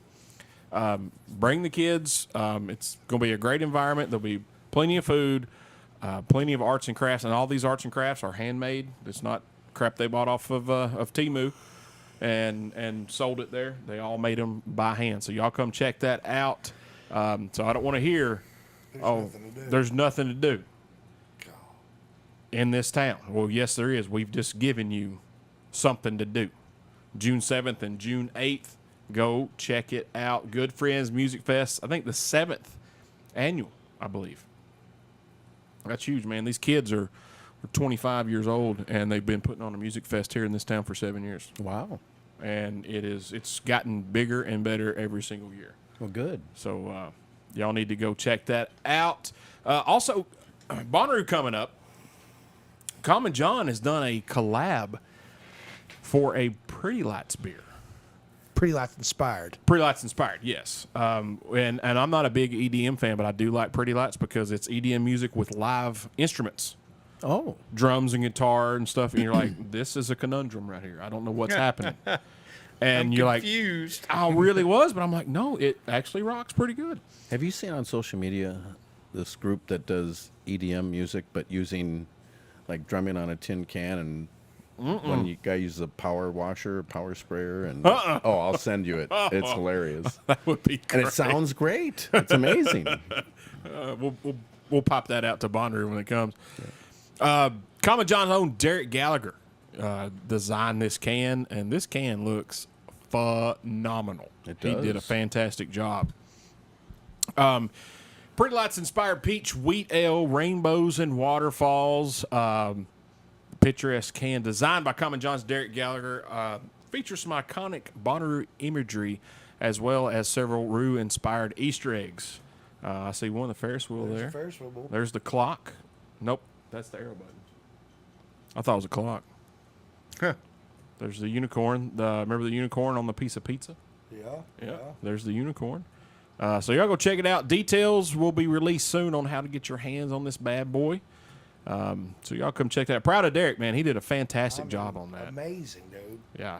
He designed a T-shirt for him one time too, for like a limited edition beer they were having. The T-shirt was really cool. Oh, the Devil's Riff, I think Yeah. it was. Yeah. He designed my Everyday Joe Jack Daniels inspired T-shirt. Okay.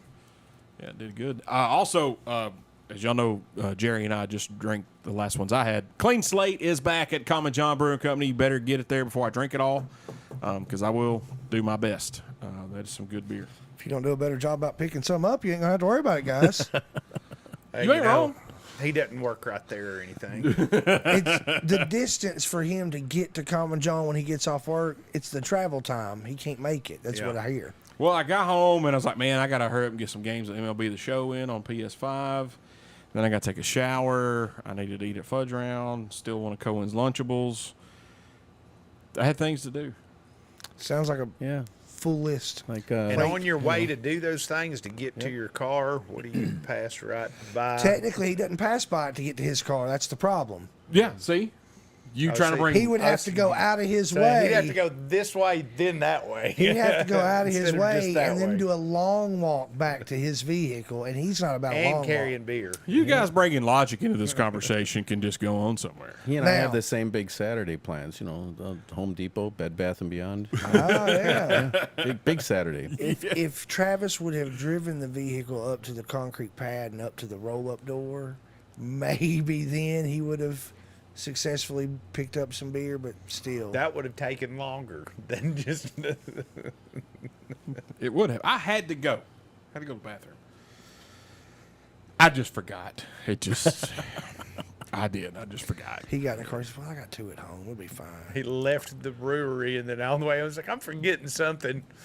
What I did do I that forget walk into the before I kitchen left from the the living brewery? room. I go, what did I come in here for? What could I You been hitting the head a forgot bunch. from a brewery that I was might meaning have to pick up? needed? Look, what had happened was... Oh, I needed a new hat. I got a new hat. I like how you didn't turn it around. That was make believe turned it around. No. No. That's why I see my bald spot back there. I had to get around. I was like, what are you even doing? That was New hat. All right, so big stuff. And don't forget, guys, tonight as we're talking on the radio, if you are not at Common John in the Nook, listen to Todd Cameron, you just missed out. Oh. Todd Cameron. if they heard you say that, then it's impossible for them to have been at the Nook. I know. That's what I'm saying. I'm torn on what needs to happen here. Do we want continue? I'm trying to give everybody some FOMO. Do you remember Todd Cameron? He was beautiful. Do you remember? That's a him? beautiful man right there. There were more women chiming in that night than I'd ever seen on any show. It was incredible, ridiculous, all the above. And it was like from 20s to 40s, maybe early 50s, and they all looked the same age. Yeah. Every one of those ladies that did, they all looked the same age, whether they were 45 or 25. Like, all right, if you break down our demographic, it's like 51% male, 49% female. It's almost even. Not that night. It was seriously like 80-20. Normally our demographic is 51-50, and it's 51. Same I see here. I what you was did going there, for it. Van Halen. All right, so it's That reminds me of the first time we went, my wife and I, were we married at the time? I can't remember. We went and saw Poison at Starwood. We were in the third row, center stage, and she took her two nieces with, too. And the minute they came out, it was like I was looking at a complete stranger. They were all three of them jumping up and down, screaming, "I love you!" And I'm going, "Who are these people?" It must have been that night. Yeah, it on must your have been. on You your were with show. you were with a lady. Well, this man, Mr. Cameron, is a ladies' man. It's ridiculous.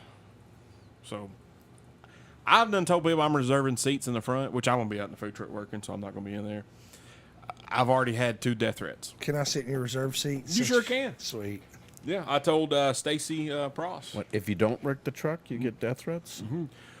Well, because I won't be in there cooking my fries, and I'll be in her seat because she wants to be front and center for Todd Cameron. Oh, gotcha. In that case, reserve me a seat under your name. I'll sit in it. This will be excellent. Yes, I think so. She will dog cuss you. I don't care. You don't care at all. You don't. I don't care. That's fine. I've been dog cussed before. By better. Been Better called worse by better. Better hope she doesn't think you're him. It'd be like a Lincoln thing. I don't care. Could be. The beauty is I don't care what she thinks. Travis is like, I'm playing this the whole time. That's right. Yeah. Been playing this for years. The A-team. I love it when a plan comes Clan together. comes together. Oh, Hannibal. Love it. So, guys, Common John Brewing Company got a lot of stuff going on. Y'all go check it out. Don't drink all my clean slate. Please. Period. That's what I'm Don't talking about. do it. Don't do it. Absolutely not. There's really some good merch right now. The last few visits I've had, there's been some excellent merch. I think you should definitely check it out if you're visiting there for a clean slate. I done got me a new hat in the last couple of weeks. I like the white hat with like the light blue and almost like a pink, almost like a Miami Vice colored hat. It's a good looking hat, but I would get it so dirty because my hair is nasty. I couldn't wear the truck; it gets dirty. That's for sure. I got a question from Jim Jam from the Horror Basement and Beyond podcast. He wants to know if we heard of Falling in Reverse. Yes. Yes. There we go. Thoughts? It I don't sounds hate. familiar, but There's a newest. They have a very new release that's being played on the Buzz very frequently, and I don't hate it, but I don't love it.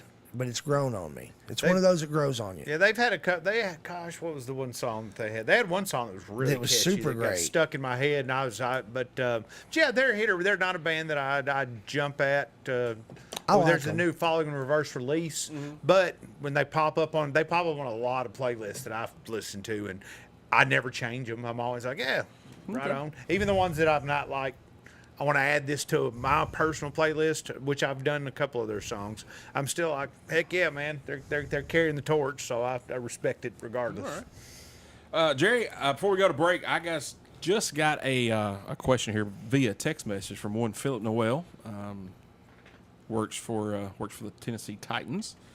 He said, at some point, I'd like to know if you ever ran across. Of course, you worked with New Jack. Was he the most dangerous guy ever in wrestling? it depended on which New Jack showed up that day. You never knew which one was going to show up. Oh, one of those. Yes. I'll never forget in Cleveland, Lance, I think we got there early, and then New Jack pulled up in a pickup truck. I don't know whose it was. He had some girl with him, and he was just checking in. He said he was going to go to the bar. So he left. Well, he came back, I don't know, 2-3 hours later, and he comes in the building with a chainsaw running, chasing people. Wow. So I just beeline to the opposite end of the building. I thought, if he trips, you know, I was like, so you never knew which New Jack was showing up.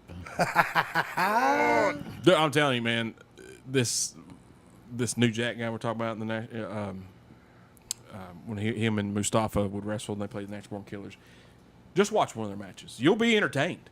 You're like, wow, why are you doing that? That's a lot of the questions that I always had. Well, he was one of those you could tell too when he talked. Something was off. That Oh, you was like- believed it? Yeah, it was like there's like this guy. I believe this guy would kill me if he got the chance. Yeah. I believe that. So other the guys are like, man, he plays a good Oh, yeah. bad guy, but that guy's like, Well- no, I think he'd really kill me. Yeah, there was a little something there. Yeah, I guarantee. Just what Bradley said. That's exactly. And I always got along great with him, Yeah. thankfully. I wouldn't want to be on his bad side. So. No, and the thing is, he's like not that big of a dude. But Well, he's good enough sized. is he? Yeah. I mean, he's I think he was a little over 6 foot tall. 6 foot. Yeah. Giants. to me. 5'9", 5'8", depending on what gas station I'm leaving and what shoes I have on. Well, it does. Like my Converse, my fat-footed. yeah. But if I got my like my Waylon Jennings, Patrick Ewings on, or my Jordans, they're a little taller. You got a pair of wedges? Huh? No. Yeah, the wedges are in my shoes. So why is his ankle sticking so much? How much higher That's why than he that? wears high tops. That's right. I wore my real high tops yesterday, and I looked. Man, The Reeboks. no, the David Robinson pumps. I was like, man, looks like I have cankles because the high tops are so high. It's all you see is calf and then high top. I'm like, yeah, that dude's really fat, isn't he? Looks like Hillary Clinton.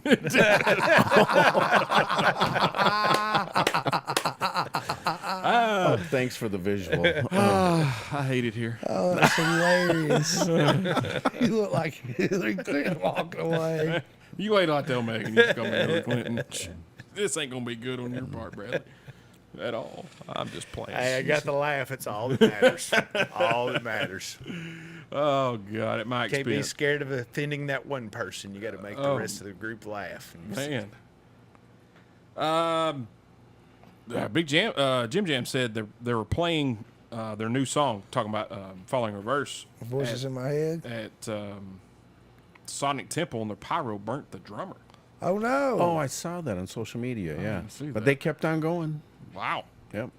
I mean, Well, after Dave Grohl and the leg break, you cannot Got to stop power playing. through. That bro pulled a stool out with a broke leg. Didn't have it. Would he have a doctor come on stage and said it? I'm trying to remember. But he stayed up there and played. yeah, somebody had to hold it. That's what I think. Had to hold it in He place. was propped up on a stool and finished the show and then went and took care of his leg. And it was Wow. full on broke, not a crack. It was broken. And now, they got to follow it up. You got Dave Grohl. You can't be, Right.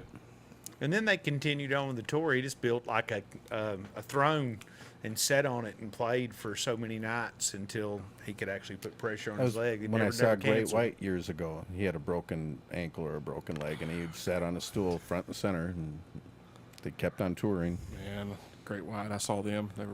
I enjoyed them. Liked some Great White. Jack- My dad bought me that CD. It was like one of the first CDs I owned was Great White. And they had I guess not the double album, but it was like two separate albums. Yeah. that were at the same time, kind of like Use Your Illusion. And man, I wore them things out constantly at my dad's house. Jack Russell's Great White is playing in Gatlinburg this summer. There's the what's the festival? I remember you But telling me it's about it. 38 Special. Be good to see. Great Jackal's White, gonna be there. Slaughter. Who was the good? Jackal's Jackal, going to be there. Oh gosh, the list get Tesla. Tesla, Listen, yeah. but it was, Jeez. it's like a 3-night deal. You may have to ask for a weekend off, I Jerry. might. Yeah.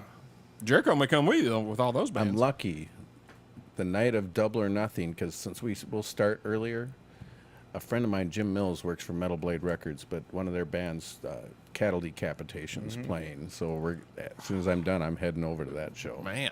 Where's this at? in Vegas. Vegas. Okay. Yeah, this coming Sunday. So you go from Poison to Cattle Decapitation. You like Well, you know what? I everything? like everything. I even like My kinda bluegrass. guy. I grew up listening to, well, of course, Bill Monroe, Yeah. Ralph Stanley, Flatt and Scruggs. I mean, everything. And then I'd pull my dad's albums out, and I grew up listening to like Chuck Berry, Little Richard, Jerry Lee Lewis, Fats Domino, and then I like a little bit of everything. I love the blues.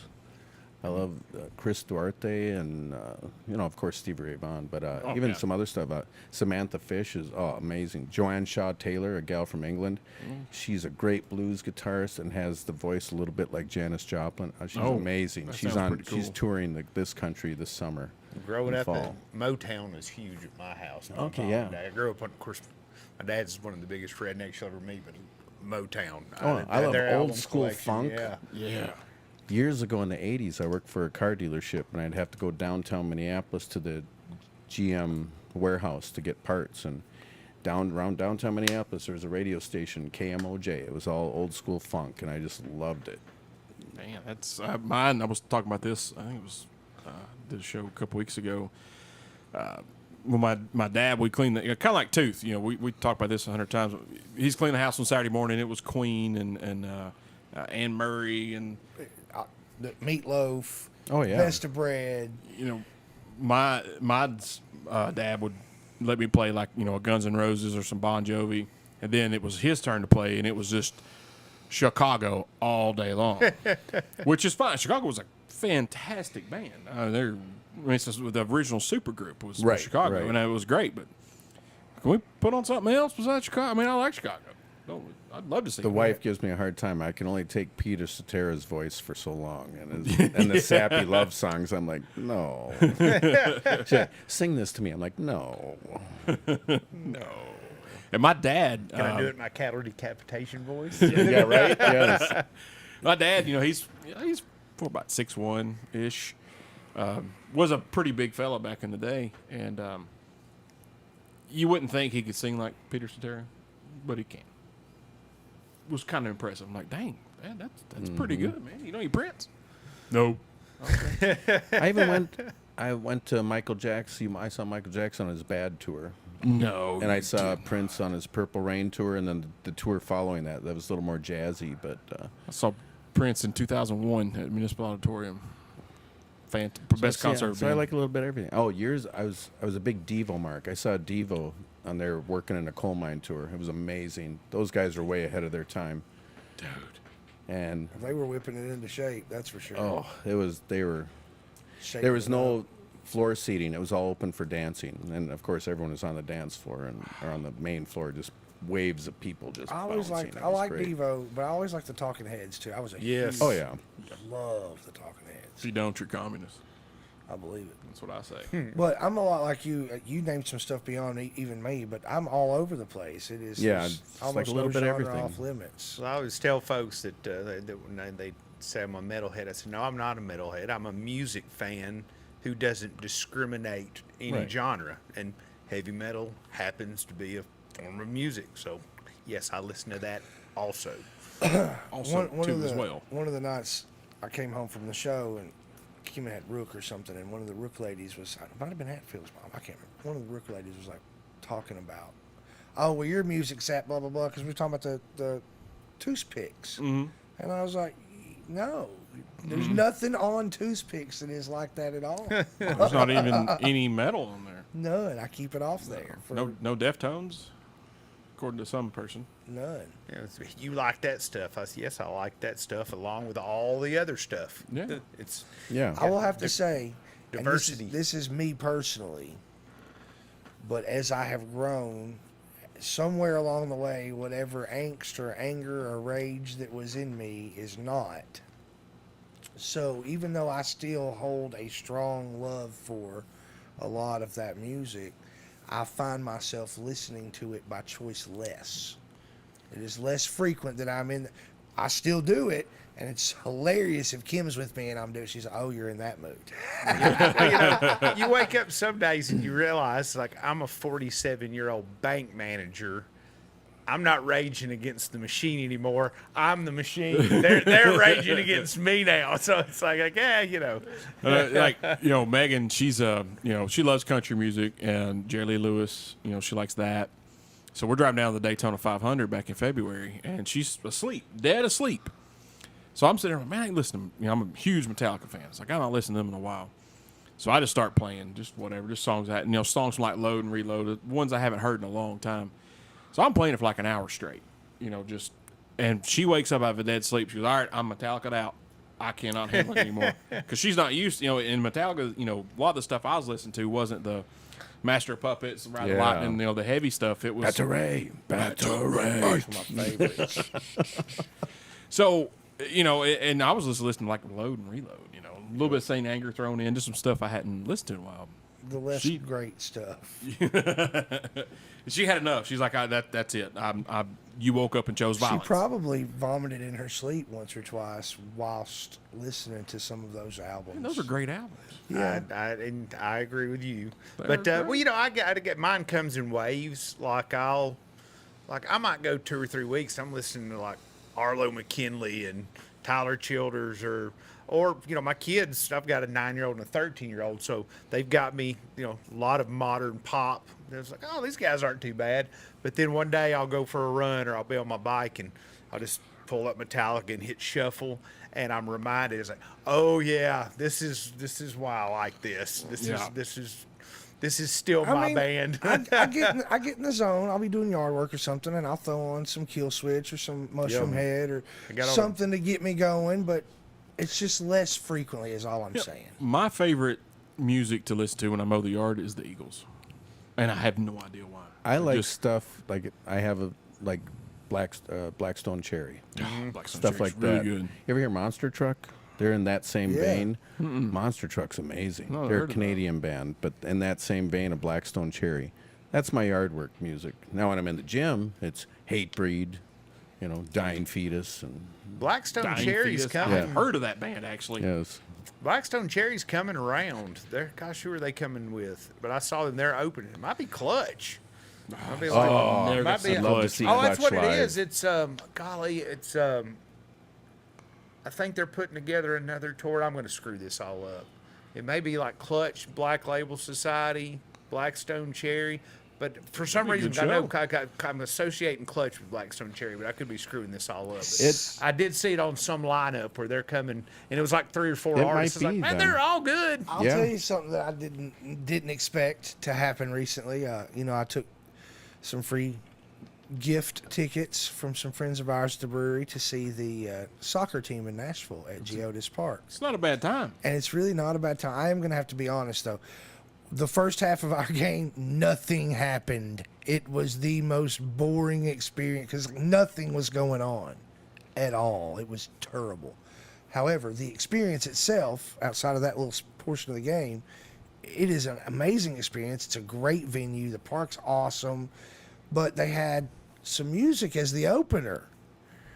And Alien Ant Farm was the opening act. Really? I was like, how cool is that? And of course they did Smooth Criminal. Yeah. And they did was it Movies, which was big back Yeah. in the day. And they've got new music out, but nothing they played was bad. And it was just cool to be like, That's awesome. that was in my heyday. And you're not even expecting it. You Didn't just even get there and it's know. like, hey guys, give it up for Alien Ant Farm. And you're like, did I hear that right? Yeah, I jammed out like Yeah. 6 songs and they were done. I was like, that was cool. Yeah. It's like I remember my, she was my girlfriend at the time, but my ex-wife. She took me. We went to the Easter Sunday service at World Outreach, and that's back when we were just dating. And y'all know I was not the biggest churchgoer, but hey, I was in love. Let's do this. So got up after a Jimmy Buffett concert, hung over, and we walk in. And the musical guest was the Charlie Daniels Band, and I was like, "All right, I'm here. I'm good. I was there. I'm glad I came." I was there. Did they play The Were you Devil really? Went Down I to used, Georgia? used to go to World Outreach a lot. If they didn't play The Devil Went Down to Georgia, Them I've and got the questions. Experience. Yeah, that's Yeah. my fiance goes to experience. Yeah, yeah. yeah. Well, that's crazy. Yeah, I saw Charlie Daniels play Yep. twice there. Me too. I was at Yeah. both of them. Yep, And yep. then they had, what's the band that sang? Creed. No, it was another. It was another band that had a massive country hit, and then it was. Josh, wasn't it that Long Black Train? Was that the big hit? He played there no, too. I forgot his name. now. But, well, I'm Anyway. holding up the show, but they played one year, and they played that song. It was their. Was that every little thing that I'm so in love with you? Every little thing Lone Star? that you do. No, sir. So in Yeah, love if that's with who you, sings that just song. Yeah, Lone keeps Star. getting better. That's it. Yep. I think I just made that up. But Go Tooth, come on. but they know were the song. there one year. You're doing a great job. And I just sang. I realized we're live. Sorry, people. yeah, it's on the radio. I Musical know- guest this week, Bradley Ramsey. I know I can't sing. Amazed sorry. by, I'm amazed, Amazed. That's the song. by you. I think that's Lone Amazed Star. by you. Yeah, that's the one. All right, guys, take another break. We come back. We got some lunchtime theater music of the week, some Travis talk. Actually, it'll be Jerry talk. We're going to ask him more questions. And then we got some burning questions that are very important. Uh-oh. Very important. Bring your penicillin, guys. I was going to say, am I going to need a shot? Hey, it's full. I did learn that today. Yeah. You're listening to the Everyday Joe Show, brewed by the Common John Brewing Company here on 93.9 The Duck. Quack. Here's a concert I want to see. Creator and Testament are touring. Oh, Test would be good. I saw them years ago in Minneapolis when Green Jello opened up for them. Good Lord, green Jello. Yes. And that was before, Before they they had to change their name had to Green before Jelly. they had to Yep. change their name. That's yeah. right. That's right. When I met them as a band on TV or MTV, it was Green Jelly, not Green Jello. Yeah. When I was first opened up to their music. The Three Little Pigs was green jello, Yeah. not green Oh, jelly. yeah, I remember. Yeah. Okay, I know who you're talking about now because I'm like, who And the then there was the big thing, and they had to change the name, and Yep. they changed it to green jelly. I was like, this is I stupid. forgot all One about of the that. first like really metal cassettes I bought was a Creator, and I can't remember which one it was. And it was just because of the cover. I'd seen them in like the back of Rip magazine or whatever, and I was just like, huh. Then I was at the sound shop at Hickory Hollow Mall, and I was going through all the tapes, and that cover's like, I'm buying this. This will be my introduction into.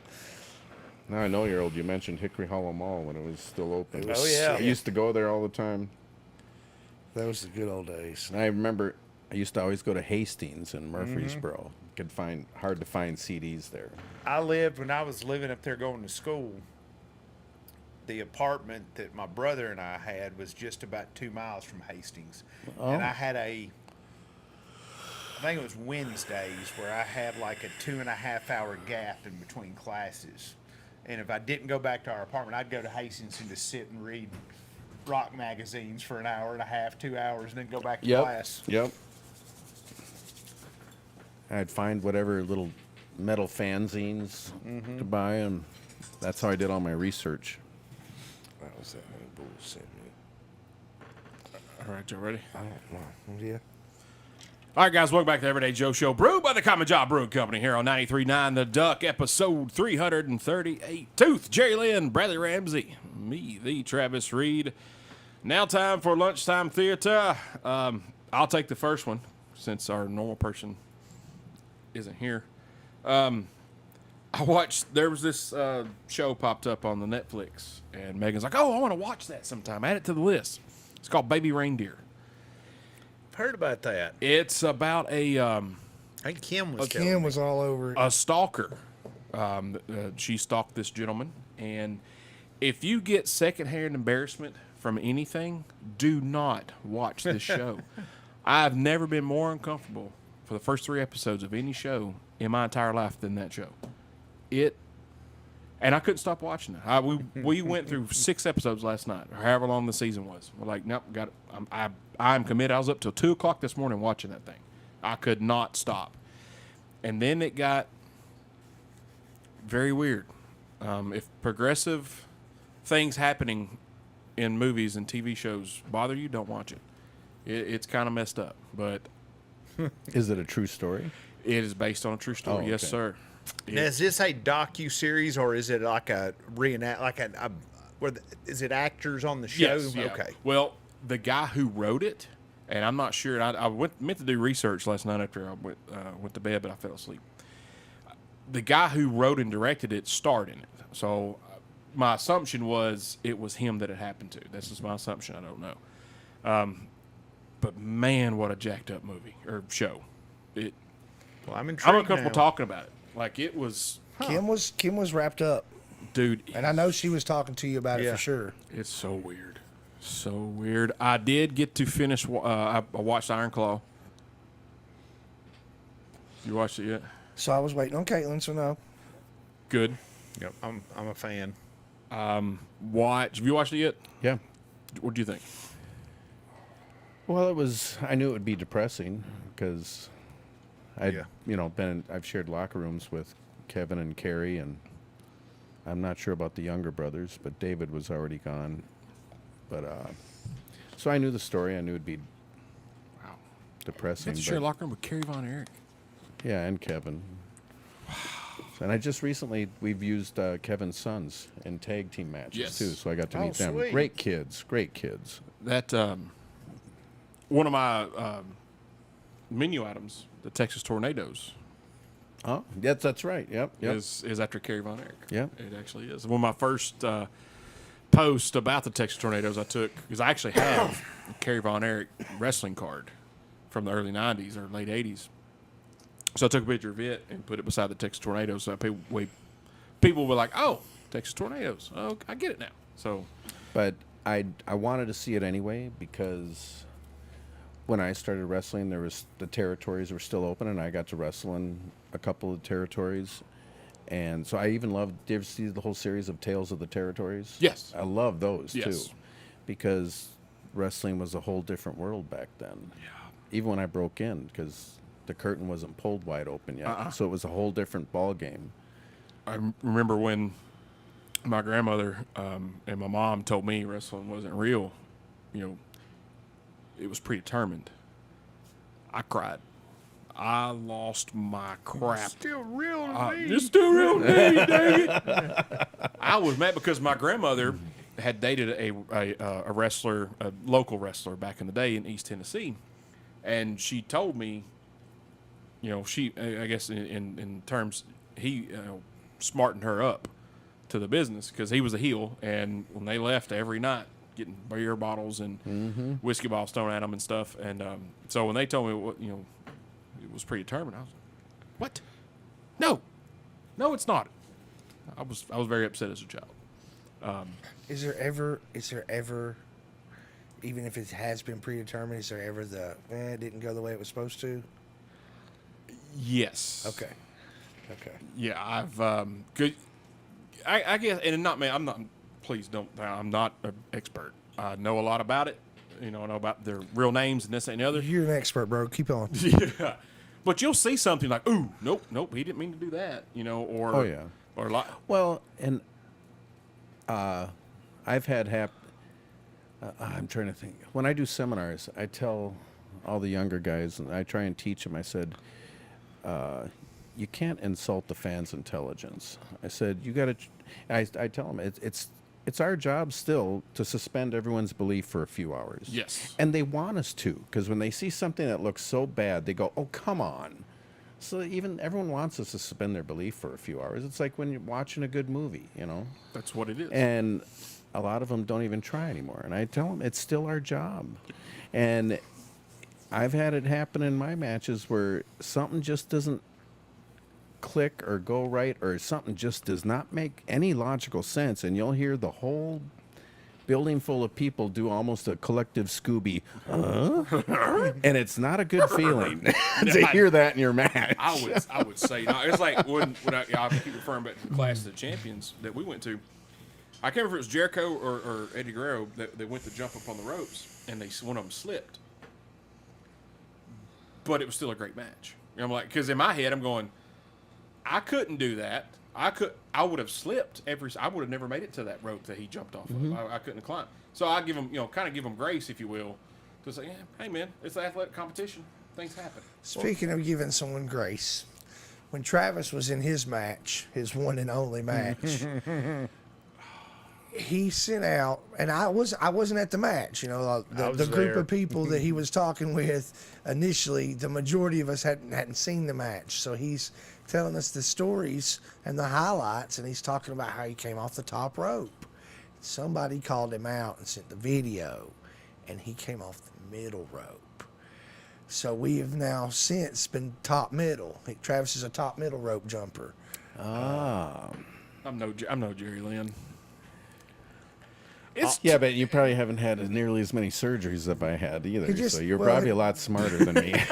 So. Hey, all that matters is after that match, there's a 9-year-old girl out there who to this day says the Travis Reed's her favorite wrestler. Hey, so there you go. That's right. Middle rope, top rope. Anna does not care. And in my defense, I'm the one who sent the video. Is the whole funny part about it, well, to me, because I tell him I come off the top rope, then I send him a video of me coming off the middle rope, and I was so keyed up, I just forgot. I don't know if you know this or not, but not too long back, he was at a race, and he sent us a picture to show us how close he was to Jordan. So he said, yeah, man, I'm over here. Jordan's here at the race. And I was like, oh, that's awesome, dude. How close are you? And he's like, yeah, check it out. So he sends me this picture of this obscure, distant box, and there's a guy in there, and next to that guy there's another guy, and there's Jordan is in there. I don't know if I can make him out, photo bomb, right? From that distance away. Somewhere. What? Oh, that's great. What happened was they showed Jordan, we're at Talladega, they showed Jordan on the screen wearing this colored hoodie. So I'm like, oh, there's Jordan. So I zoomed in a lot with my phone and circled it and said, hey, there's that's Jordan. Great. So then fast forward the next year, we go to Nashville. Tooth and Eli and myself, we are camping for the race. And somebody in this room got media passes. So Everyone looks. I'd never go down. I won't name any names. I'll just point and whistle. So she's walking in like the infield part from me to her from Michael Jordan. Like legit. She's like, oh, here's Jordan. Yeah, there's Jordan. There's Wow. Yeah, that's a. Then same day or day after, excuse me. Tooth, myself and Eli walk in. Eli has to go pee because he's been drinking all day already. And so me and Tooth are standing there, and this golf cart rolls by, and I'm like, oh, that's Jeff Gordon. Well, that's Megan's favorite race car driver. So I text her, hey, just saw Jeff Gordon. She's like, oh my God, that's cool. That's awesome. 30 minutes later, she sends me a selfie of her and Jeff Gordon. See, my life's just shambles. That's her favorite Pride supporter. Yeah. It ain't me. Also, back to Lunchtime Theater, I finally got to watch the roast of Tom Brady. Oh, I haven't seen it. I want to. I heard it was good. Oh, there's some good spots. What's for the sure. blonde-headed comedian? Nikki Glaser. Nikki Glaser. She's killed it. hilarious. But the guy who Tony does, Hinchcliffe. yeah. he destroyed people. It was Well, fantastic. I'm glad that comedy is done with the politically correct stuff. Yes, it's like amen. comedy was no fun for years. It's like I felt bad for comedians because they couldn't do their job; they get canceled. Yep. Even When Ke- it's just a joke. that's know? the thing. Yeah, that's And I think years ago, Don Rickles could never do his shtick. no, he'd have been And canceled so many of them first old 10 minutes. So many comedians We've years talked ago. about it 100 times. Archie Bunker. You couldn't Oh, yeah, have no. No. Jackie Gleason's. You couldn't Even the have Jeffersons you couldn't Yeah. have on TV. It's just. Married with Children. That would not. No. I wouldn't fly today. And I'm just surprised that what are the two big cartoons now? South Park. Yeah. I'm surprised they're still Family going and they Guy. get away with it. South And Park Family and Guy. Family Guy. yeah, And I guess the right people aren't watching Yeah, those. Family Guy. There's I Wait, saw a and- clip today, and I was like, how do they get away And you with gotta this? wonder, man, what You guys is are all over the bus. what has Seth MacFarlane got on the people in I Hollywood? know. Because this dude is beloved. I mean, they love him. It's like, have none of y'all watched his show? He's making fun of like when he hosted the Oscars. I was like, he has Yeah. skewered everybody in this room, and he y'all are knows like where the giving him- bodies are Yeah, buried. he's giving He them standing does. ovations. He's got to. Absolutely. Yeah, Nikki Glaser does a great job, and Tony Hinchcliffe. Yep. destroy. And what I was gonna say, Kevin Hart, when it starts, he's like, "Get ready to be uncomfortable. Get comfortable with being uncomfortable because it's gonna happen." And he said it several times. I'm like, "Good on you, man. Good on you." So there's Lunchtime Theater. Go check them out. Baby Reindeer. Oh, Remember my Lisa gosh. Lampanelli? Yeah. Years ago? Yeah, she would just. Oh, she's been bobbing Tom all the time. Hilarious. Tooth, music of the week. What you got? Pardon me. I have a song called Desert Song by Desert Song. RC Drive, who they already have some music on Toothpicks. This will be their second entry. I recently stumbled upon it accidentally and love it. I love them as a band so far. Definitely check it out. If you don't know how to find Toothpicks, Tell me. let me help you out. You could go to Spotify if you wanted, and you could simply type in the search engine Everyday Joe Show Toothpicks. You could go to the Everyday Joe Show webpage. Did you know that? .com. everydayjoeshow.com, and you could click the link that says Everyday Joe Show Toothpicks, and it will take you directly to that Spotify page that I just mentioned. Wow. And if you like Toothpicks, you then will gain access to each week's new song entry, and you'll be one of a handful or 24 people who follow the page. So Bradley's the one. I think there's 21 people maybe. Yeah. But listen, 21 people are getting great music, and they're getting a new song every week. So Every Thursday. be part of the cool kids club. That's what I'm talking about. I've mowed a yard. It's been the last couple of weeks, or I had several yards to mow, and I just put your playlist on and hit shuffle and said, let's see what pops up. What I can love being at Common What can I John, learn? and it happens very frequently.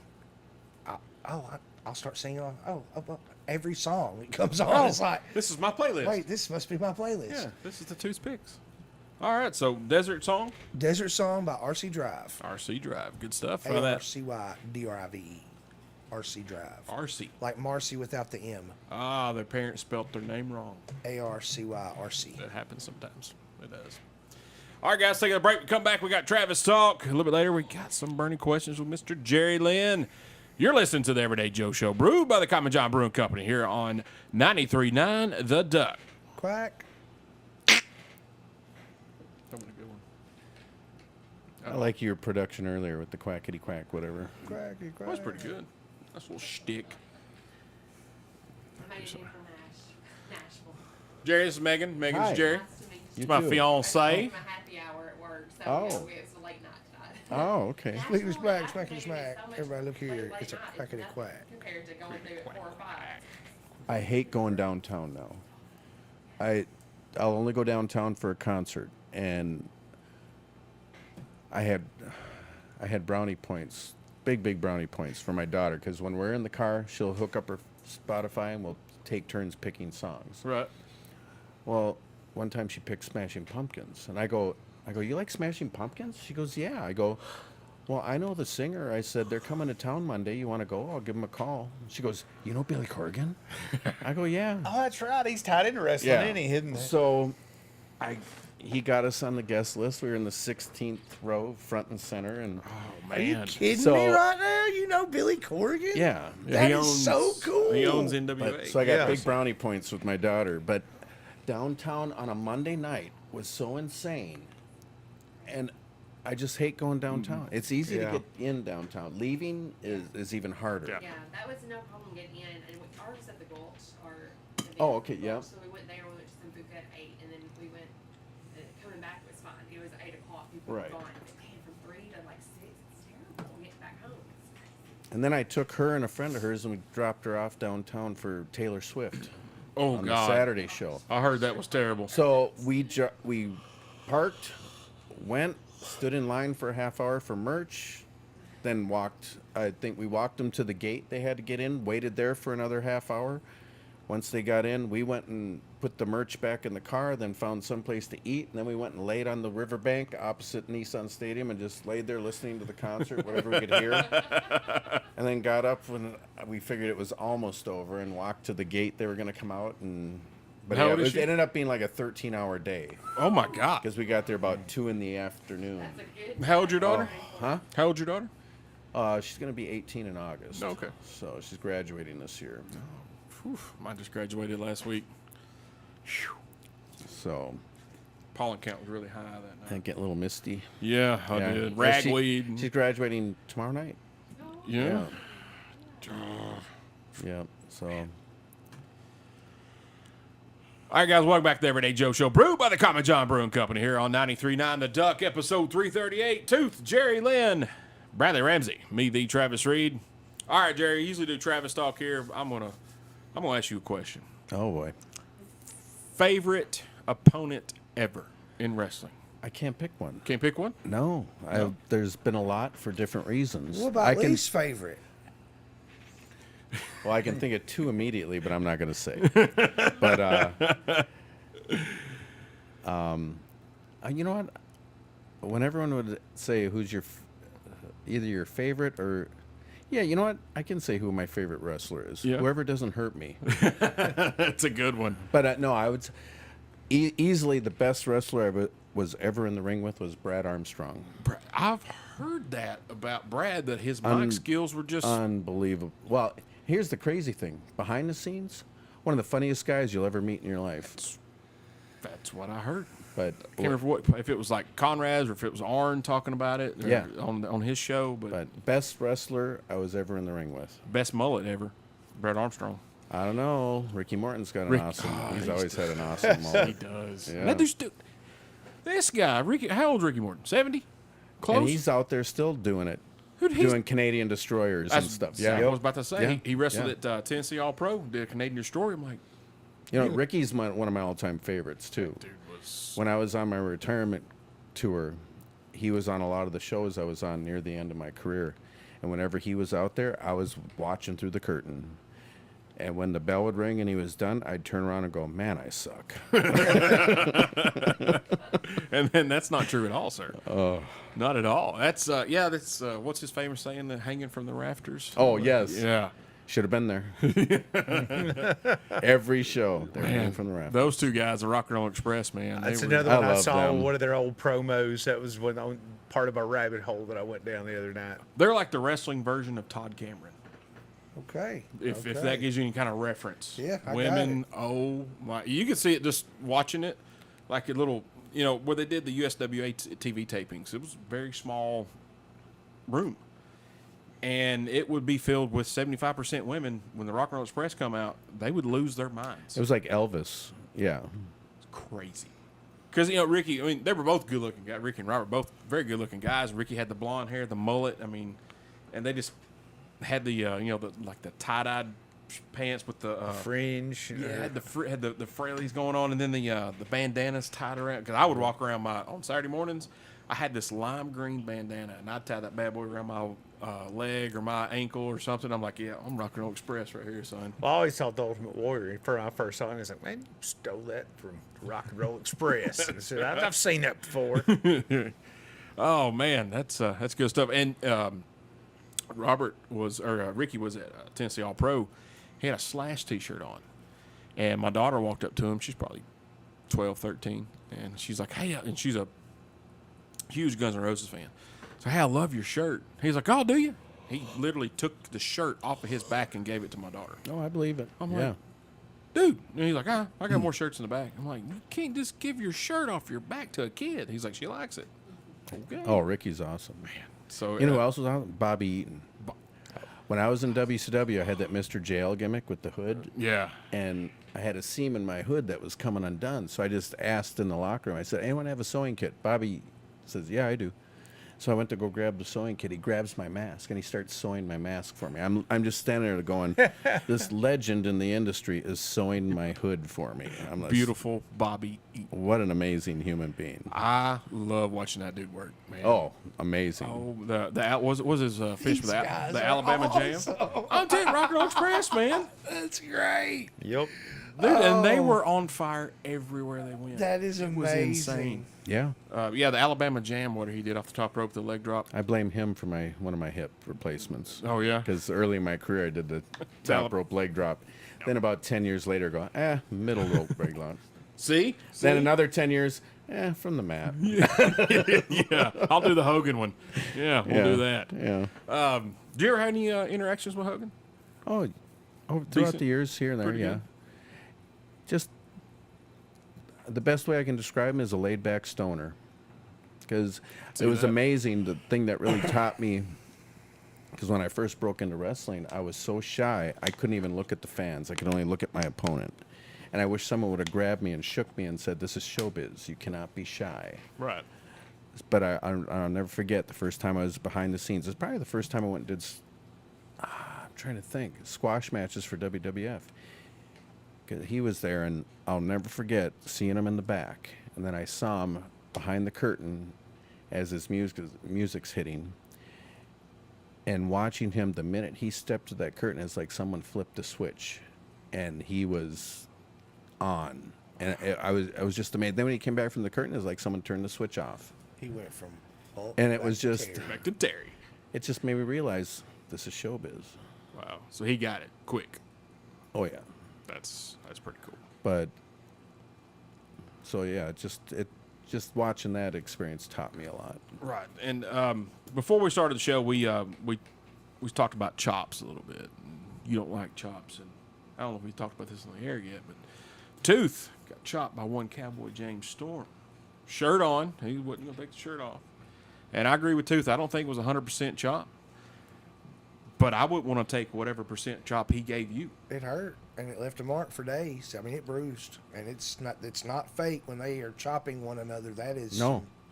some serious contact. So in Memphis, in USWA, Monday night at the Mid-South Coliseum, we had a battle royal. And I got along great with Danny Davis, Nightmare Danny Davis. Not married, Danny Davis. And I even traveled with him a little bit. He kind of took me under his wing for a little bit there. And so I was just joking around in the ring in the middle of this battle royal, and I grabbed his arm and I turned him around. I said, where have you been all night? And everyone stopped dead in their tracks and backed up to the rope. So it's me and Danny in the middle of the ring in the middle of this battle royal. And I chopped him, and he chopped me so freaking hard. I just went, ugh!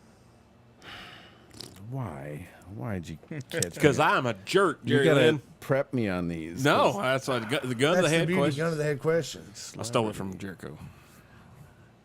I can't give you an answer right now. No? Damn it. All right, well, we'll go to the second You question. know- We'll come back. Probably the only mark out moment I've had. Well, there's been a couple, but the biggest mark out moment I had in my life was this last fall when I got to meet Alice Cooper. Wow. So that was amazing. It was me, Jericho, and Luther. We went to see. It was Alice Cooper, Def Leppard, and Motley Crue. And I went just to see Alice Cooper because. It's a bucket list. And We watched him. So after he was done, Luther says, "Come on," and I see it where we start walking to the front. I go, "What's going on?"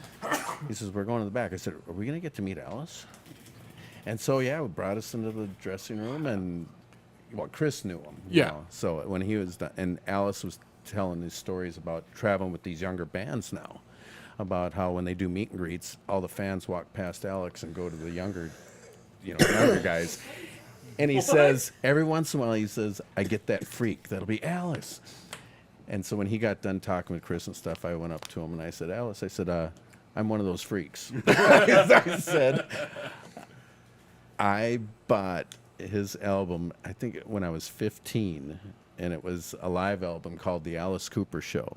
I said, I bought that with money I made mowing yards. And he goes, "That was on the I'm 18 tour." I said, "Yes, it was." But what a cool guy. Such a nice guy. I was so glad I finally got to meet him. I love Excellent golfer, from what I understand. Oh, yeah. Yeah. Yeah. I love how every time he's like doing a cameo, he plays some really well versed, super knowledgeable. Yes. He's the coolest guy. Oh, yeah. He played Bonnaroo. It's probably been 6-7 years It's ago. been longer than that. And have you been to Bonnaroo yet? No. Since you lived here?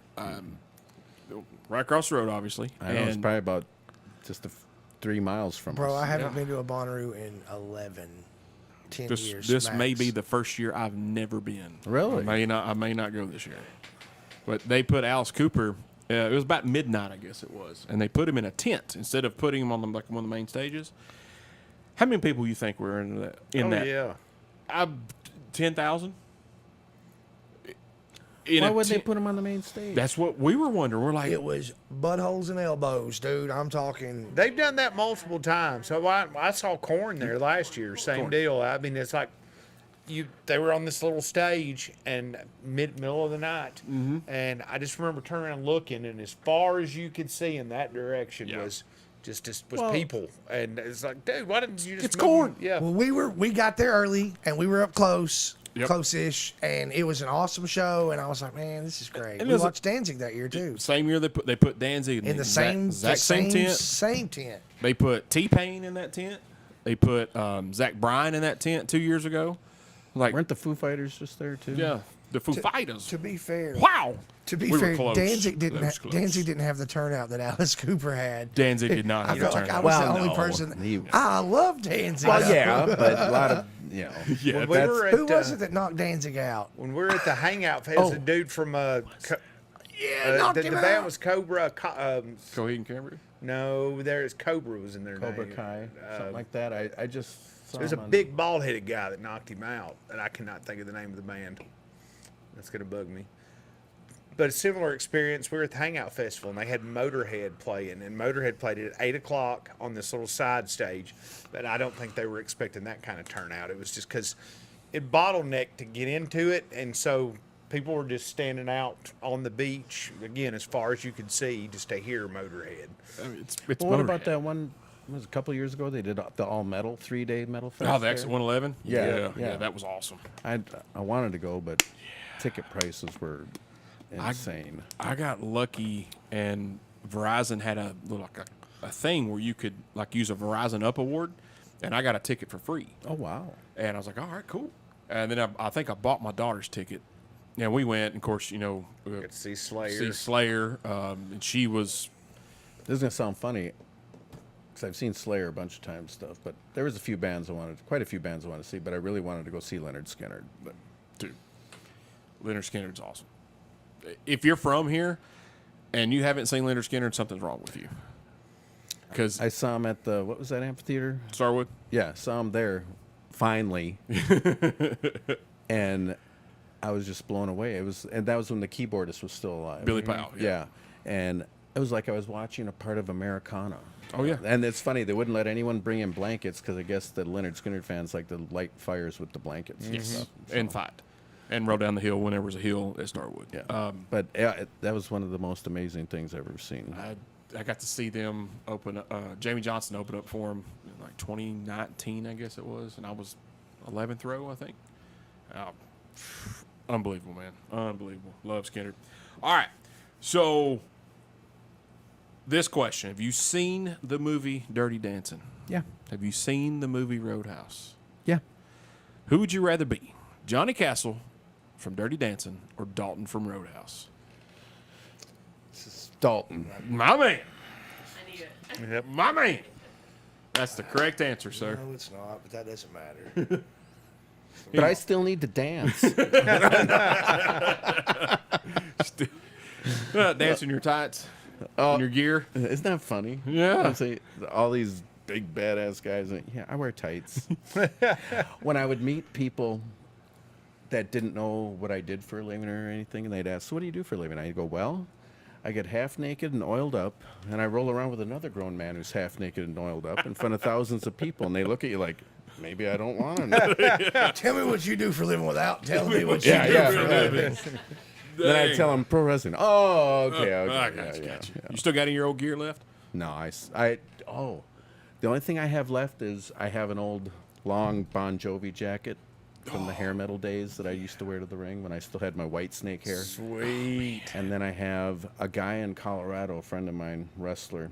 He said, if I get the outfits made, will you tag with me and we'll be Team Ram Jam? And so it was like Randy the Ram from Right. the wrestler. We had the white furry vests and these green tights with the little ram's head on the sides. Yes. And we had the white elbow pads and knee pads and stuff. So we were Team Ram Jam.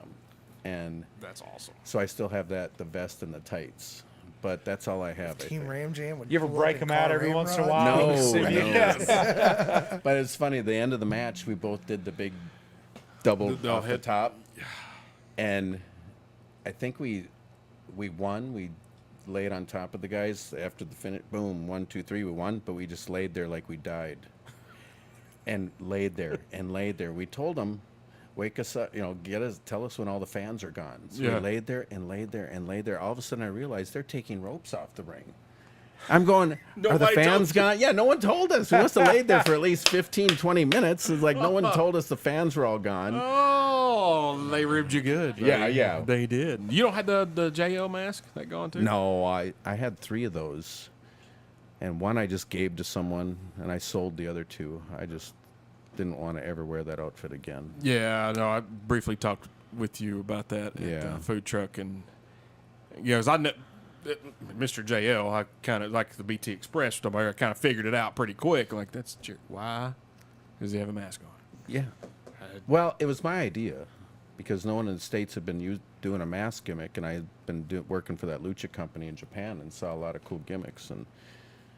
And so it was my idea, and then WCW had said it's exactly what they've been looking for. What I ended up messing up my arm. It came back 8 weeks later, and they had a dozen luchadors, so a mask meant nothing anymore. True. Plus, when they gave me the name, I was like, this is the beginning of the end. And I invested $1,250 into getting that outfit made. Jeez. And I was just like, so now when fans come up to me and go, I didn't know you were Mr. JL, I go, that was Jushin Liger. Jushin Thunder Liger. I like that. I like Jushin Liger. Oh, yeah. Yeah, man, he was awesome. All right, guys, take one last break. We come back, we're going to find out what we have learned. You're listening to the Everyday Joe Show, brewed by the Common John Brewing Company here on 93.9 The Duck. Quackity quack quack. The quack quack. Yes. All right, guys, welcome back to the Everyday Joe Show, brewed by the Common John Brewing Company here on 93.9 The Duck, episode 338. Debbie Tooth. That's Jerry Lynn. That's Bradley Ramsey.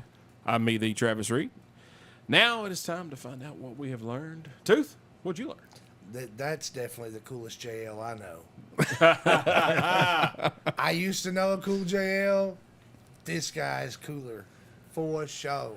Just the coolest nerd. That's all. Coolest JL I know, bro. I promise. Coolest dude that could go, man. I'm telling you that match with you and RVD, I sent him. I watched it 4 times over and over. I'm so sorry. I was like, this guy's gonna be on our show. He's wrestled with RVD. That's when Dallas. Yeah, to hear all this now, RVD's the least of the cool people he's wrestled with. Yeah. Travis sent me the video though. Listen, this is kind of funny to me. He sends me the video of you, and he's saying, "Hey, this is the guy that's going to be on the show this week." Da, da, da, da. And he sends me this video, and I respond back because he's trying to tell me who you are, and I'm like, "The one that's not RVD." And he was like, "Yeah, I figured you knew who RVD was, but I wasn't sure." And I was like, "Well, that's good call." I loved RVD back in the day, man. It was. I just remember you guys all the time going, "RVD." That was I'll you. never forget that. I was the one. I was only the had one. Yeah. 2,000 people every night doing it. Man, that must have been. Well, because the crowd, I mean, in ECW, the crowd's the crowd. I mean, it's a great crowd. Every night, though. I don't understand because, and the one time I got to work, which, it was just a stunt, I didn't take any bumps. When I got home, I could not calm down. Could not. Well, I don't understand how y'all did calm. I mean, I do. Wind down. Yeah. well, yeah. That's why after every show is where's the nearest bar. Yeah. But then, there weren't cell phones back then or nothing. You didn't want to sit in your hotel room and go stir crazy. True. But there's certain nights when all of the pieces of the puzzle just fall into place, and you take the fans on that emotional roller coaster ride, and they're going, yay, boo, yay, whatever. And then on the finish, you either got them blowing the roof off the place for that baby face or booing that heel out the building. Those are the nights you can't get to sleep till 5:30 in the morning because you're so Amped jazzed. up. Yeah, because everything went perfect, and they were there riding that tide with you. And in this business, it's a That's give and take relationship. That's a full-on experience. Yeah. It's not. Oh no, yeah, and not every night's like that. But it's hard to. That's the drug of the business. That's why you That's keep what going. you chase. Yeah. Is that those nights like that, and they're hard to come by. I know when I can't, I got the win. I jumped off the top middle rope with my Jordans on. And I got it, and I pranced around the ring, and one guy that was on the other team was he was King Jimmy, and I stole his crown and his cape, and I'm prancing around. I'm just fired up. Get to the locker room, and everybody's like, "Oh man, good job, you did great." Well, I'm like, yeah, thanks. And one of the guy got hurt in our match, and I'm checking out, hey man, thanks for letting me be part of it. Thanks for letting me be part of your world, this, that, and the other. Thinking I'm going to calm down. It come just a terrible storm afterwards, and I still drove 75 on the way home, and I'm not a speeder. I drive slow. Even I got a really fast Jeep, stupid fast. I drove, boom. I mean, just let's get home. I get home, and first thing I do, I seriously chugged a beer, and I'm not very good at chugging beer. I can drink a lot of beer. I cannot chug one. I chugged it just trying to chill out. Couldn't do it. Cracked another one open, just half of it, like 2, 3 in the morning. And all I did was just dance around for a few minutes. I'm like, dude, if I... Even on the local stuff, like that high is just so different. I'd never experienced anything like it. Like my favorite match with Rob was it was a TV taping at the ECW arena, and the story was the show started and they showed an ambulance pulling away, and I had been jumped by the Impact players, and I was advertised to wrestle Rob. Right. So at the end of the show, it was, I think, Lance Storm wrestling Rob instead. Well, then Just Incredible ran in, and Rhino ran in, and then I came running in with my ribs taped up, and then they had another guy come and outnumber me and Rob and left us laying, and they did their beauty shot and they left. Well, then I rolled out of the ring and I'm leaving, and Rob grabs a microphone and challenges me because the people paid to see Rob kick some butt. And so I accepted the challenge. Well, off to the races we went. And I think that this was my favorite match of ours because even the opening spot was a double down. Right. Because we'd already had the crap kicked out of us. And then continue on the match. It was everyone's going nuts, going RVD, RVD, RVD. Well, we had a table spot. Then we had the timekeeper's table right next to the ring. So I didn't move it or anything. We didn't do no rearranging the furniture, so no one saw this coming from a mile away. We just did a thing where I up and over, went to run his head in a buckle, he blocked it and clotheslined me, and I went right off the apron through the table. So everyone was came out of the middle of nowhere. Then they sent out extra referees and people to help me up and start walking me back down the aisle. And Right. everyone's clapping. And you can even see Fonzie in the ring clapping. And I stop and I turn and look and I push everyone off me and I go back, limping back to the ring to finish the match. And the minute I hopped on the apron, Rob drop kicked me and off to the races we were again. But from then on, it was all Jerry. And Got that babyface sympathy. from then on, after every kick out, no one was sitting. The whole place was on their feet the rest of the match. And after every kick out, you'd see people in the crowd like this, and you knew you had them. And after one of them, we're laying there, and I can hear Rob. We weren't too far from each other. He goes, "Effing awesome," and I go, "We got him." And that was my favorite. It's still on Peacock. I think the date is 9/18 of '99 on their ECW TV show. Watch it. And watch the people. You'll understand that's my favorite match of me and Rob because how we had the people that night. And that was one of them nights. I couldn't get to sleep till 5:30 in the morning. That was the drug you're after. Yeah, that is. For me, cold chills thinking about it. All right, Jerry, what'd you learn tonight? I learned about some more great beer from Common John's I like. There you go. That's a good thing to learn. Yes, it That's is. an excellent lesson. It is one of the best. That's for And, sure. learned about the movie Wraith. yes, and yes, Charlie somebody. Sheen. Yeah, well, Yeah. we got a school on Talking that about before old we started. 80s cheesy horror movies, yeah. Have you ever heard of it? Yeah. Why am I the only one that ever heard of it? I never heard of it. Well, Well, true. I think I heard the name, but I never saw it. I never Unless even heard there's a band named Wraith, then which wouldn't surprise me. Very true. Very true. So, Bradley, what'd you learn? I learned that you look like you have cankles when you wear your David Robinson pump up shoes. Like Hillary Clinton. That's right. You look like Bradley Hillary told me I look Clinton. like Hillary Clinton earlier. I can hear Paris Hilton now. That's hot. hey, hey, baby, it's hot girl summer. I'm ready. Everybody wants a slice. That's There you right. go. Everyone want some of this fudge round. Come on. Oh man, We go Travis, to the what'd you pool. learn? man, I learned a lot. I learned this guy has pretty much known every person in the wrestling industry ever. Just insane, and I didn't even touch half the questions I wanted to ask you. That's for sure. But I learned also that one of my favorite wrestlers, Jerry Lynn, actually came to be on the Everyday Joe show, and that's huge. Thank you so much. Oh, I appreciate You it. tell that to all the guys. Ah, dude. He Just- does not. I can trust me. Oh, okay. Well, thank And you. that's- Storm's listening to this crying right now. Yeah, I thought that- I was your favorite wrestler. Hey, James, that's what you get. You got me drunk that one night, and I'm still hungover. Cowboy, you're the only one to chop me. That's for sure. No, but it's all. I've always. There's a guy at a gas station at the Exxon. Oh, yeah. Scotty. Yep. He Scotty, used to yep. work. He's the Scotty. Call him the hamster next time you go in there. Okay, I will. He'll know it came from Tennessee All Pro.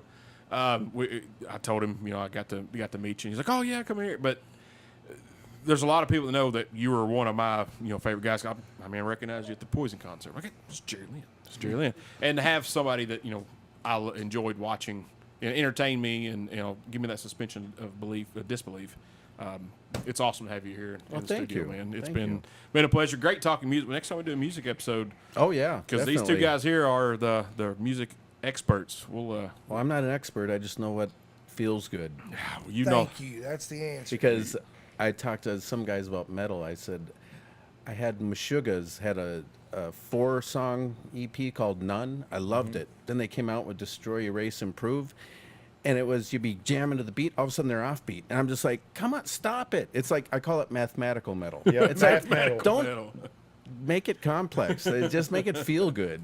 I hate headbanging, then all of a sudden I'm offbeat? No. Anyway, sorry, I went off. Oh on no, you're good. I would have to agree with that 100%.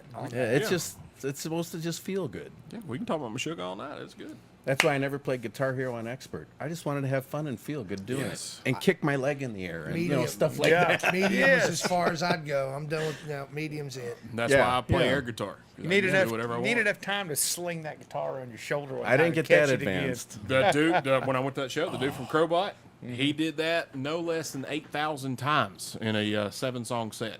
It was impressive. I think it was Cinderella's. We started talking about Cinderella will end is the "Somebody Save Me" video.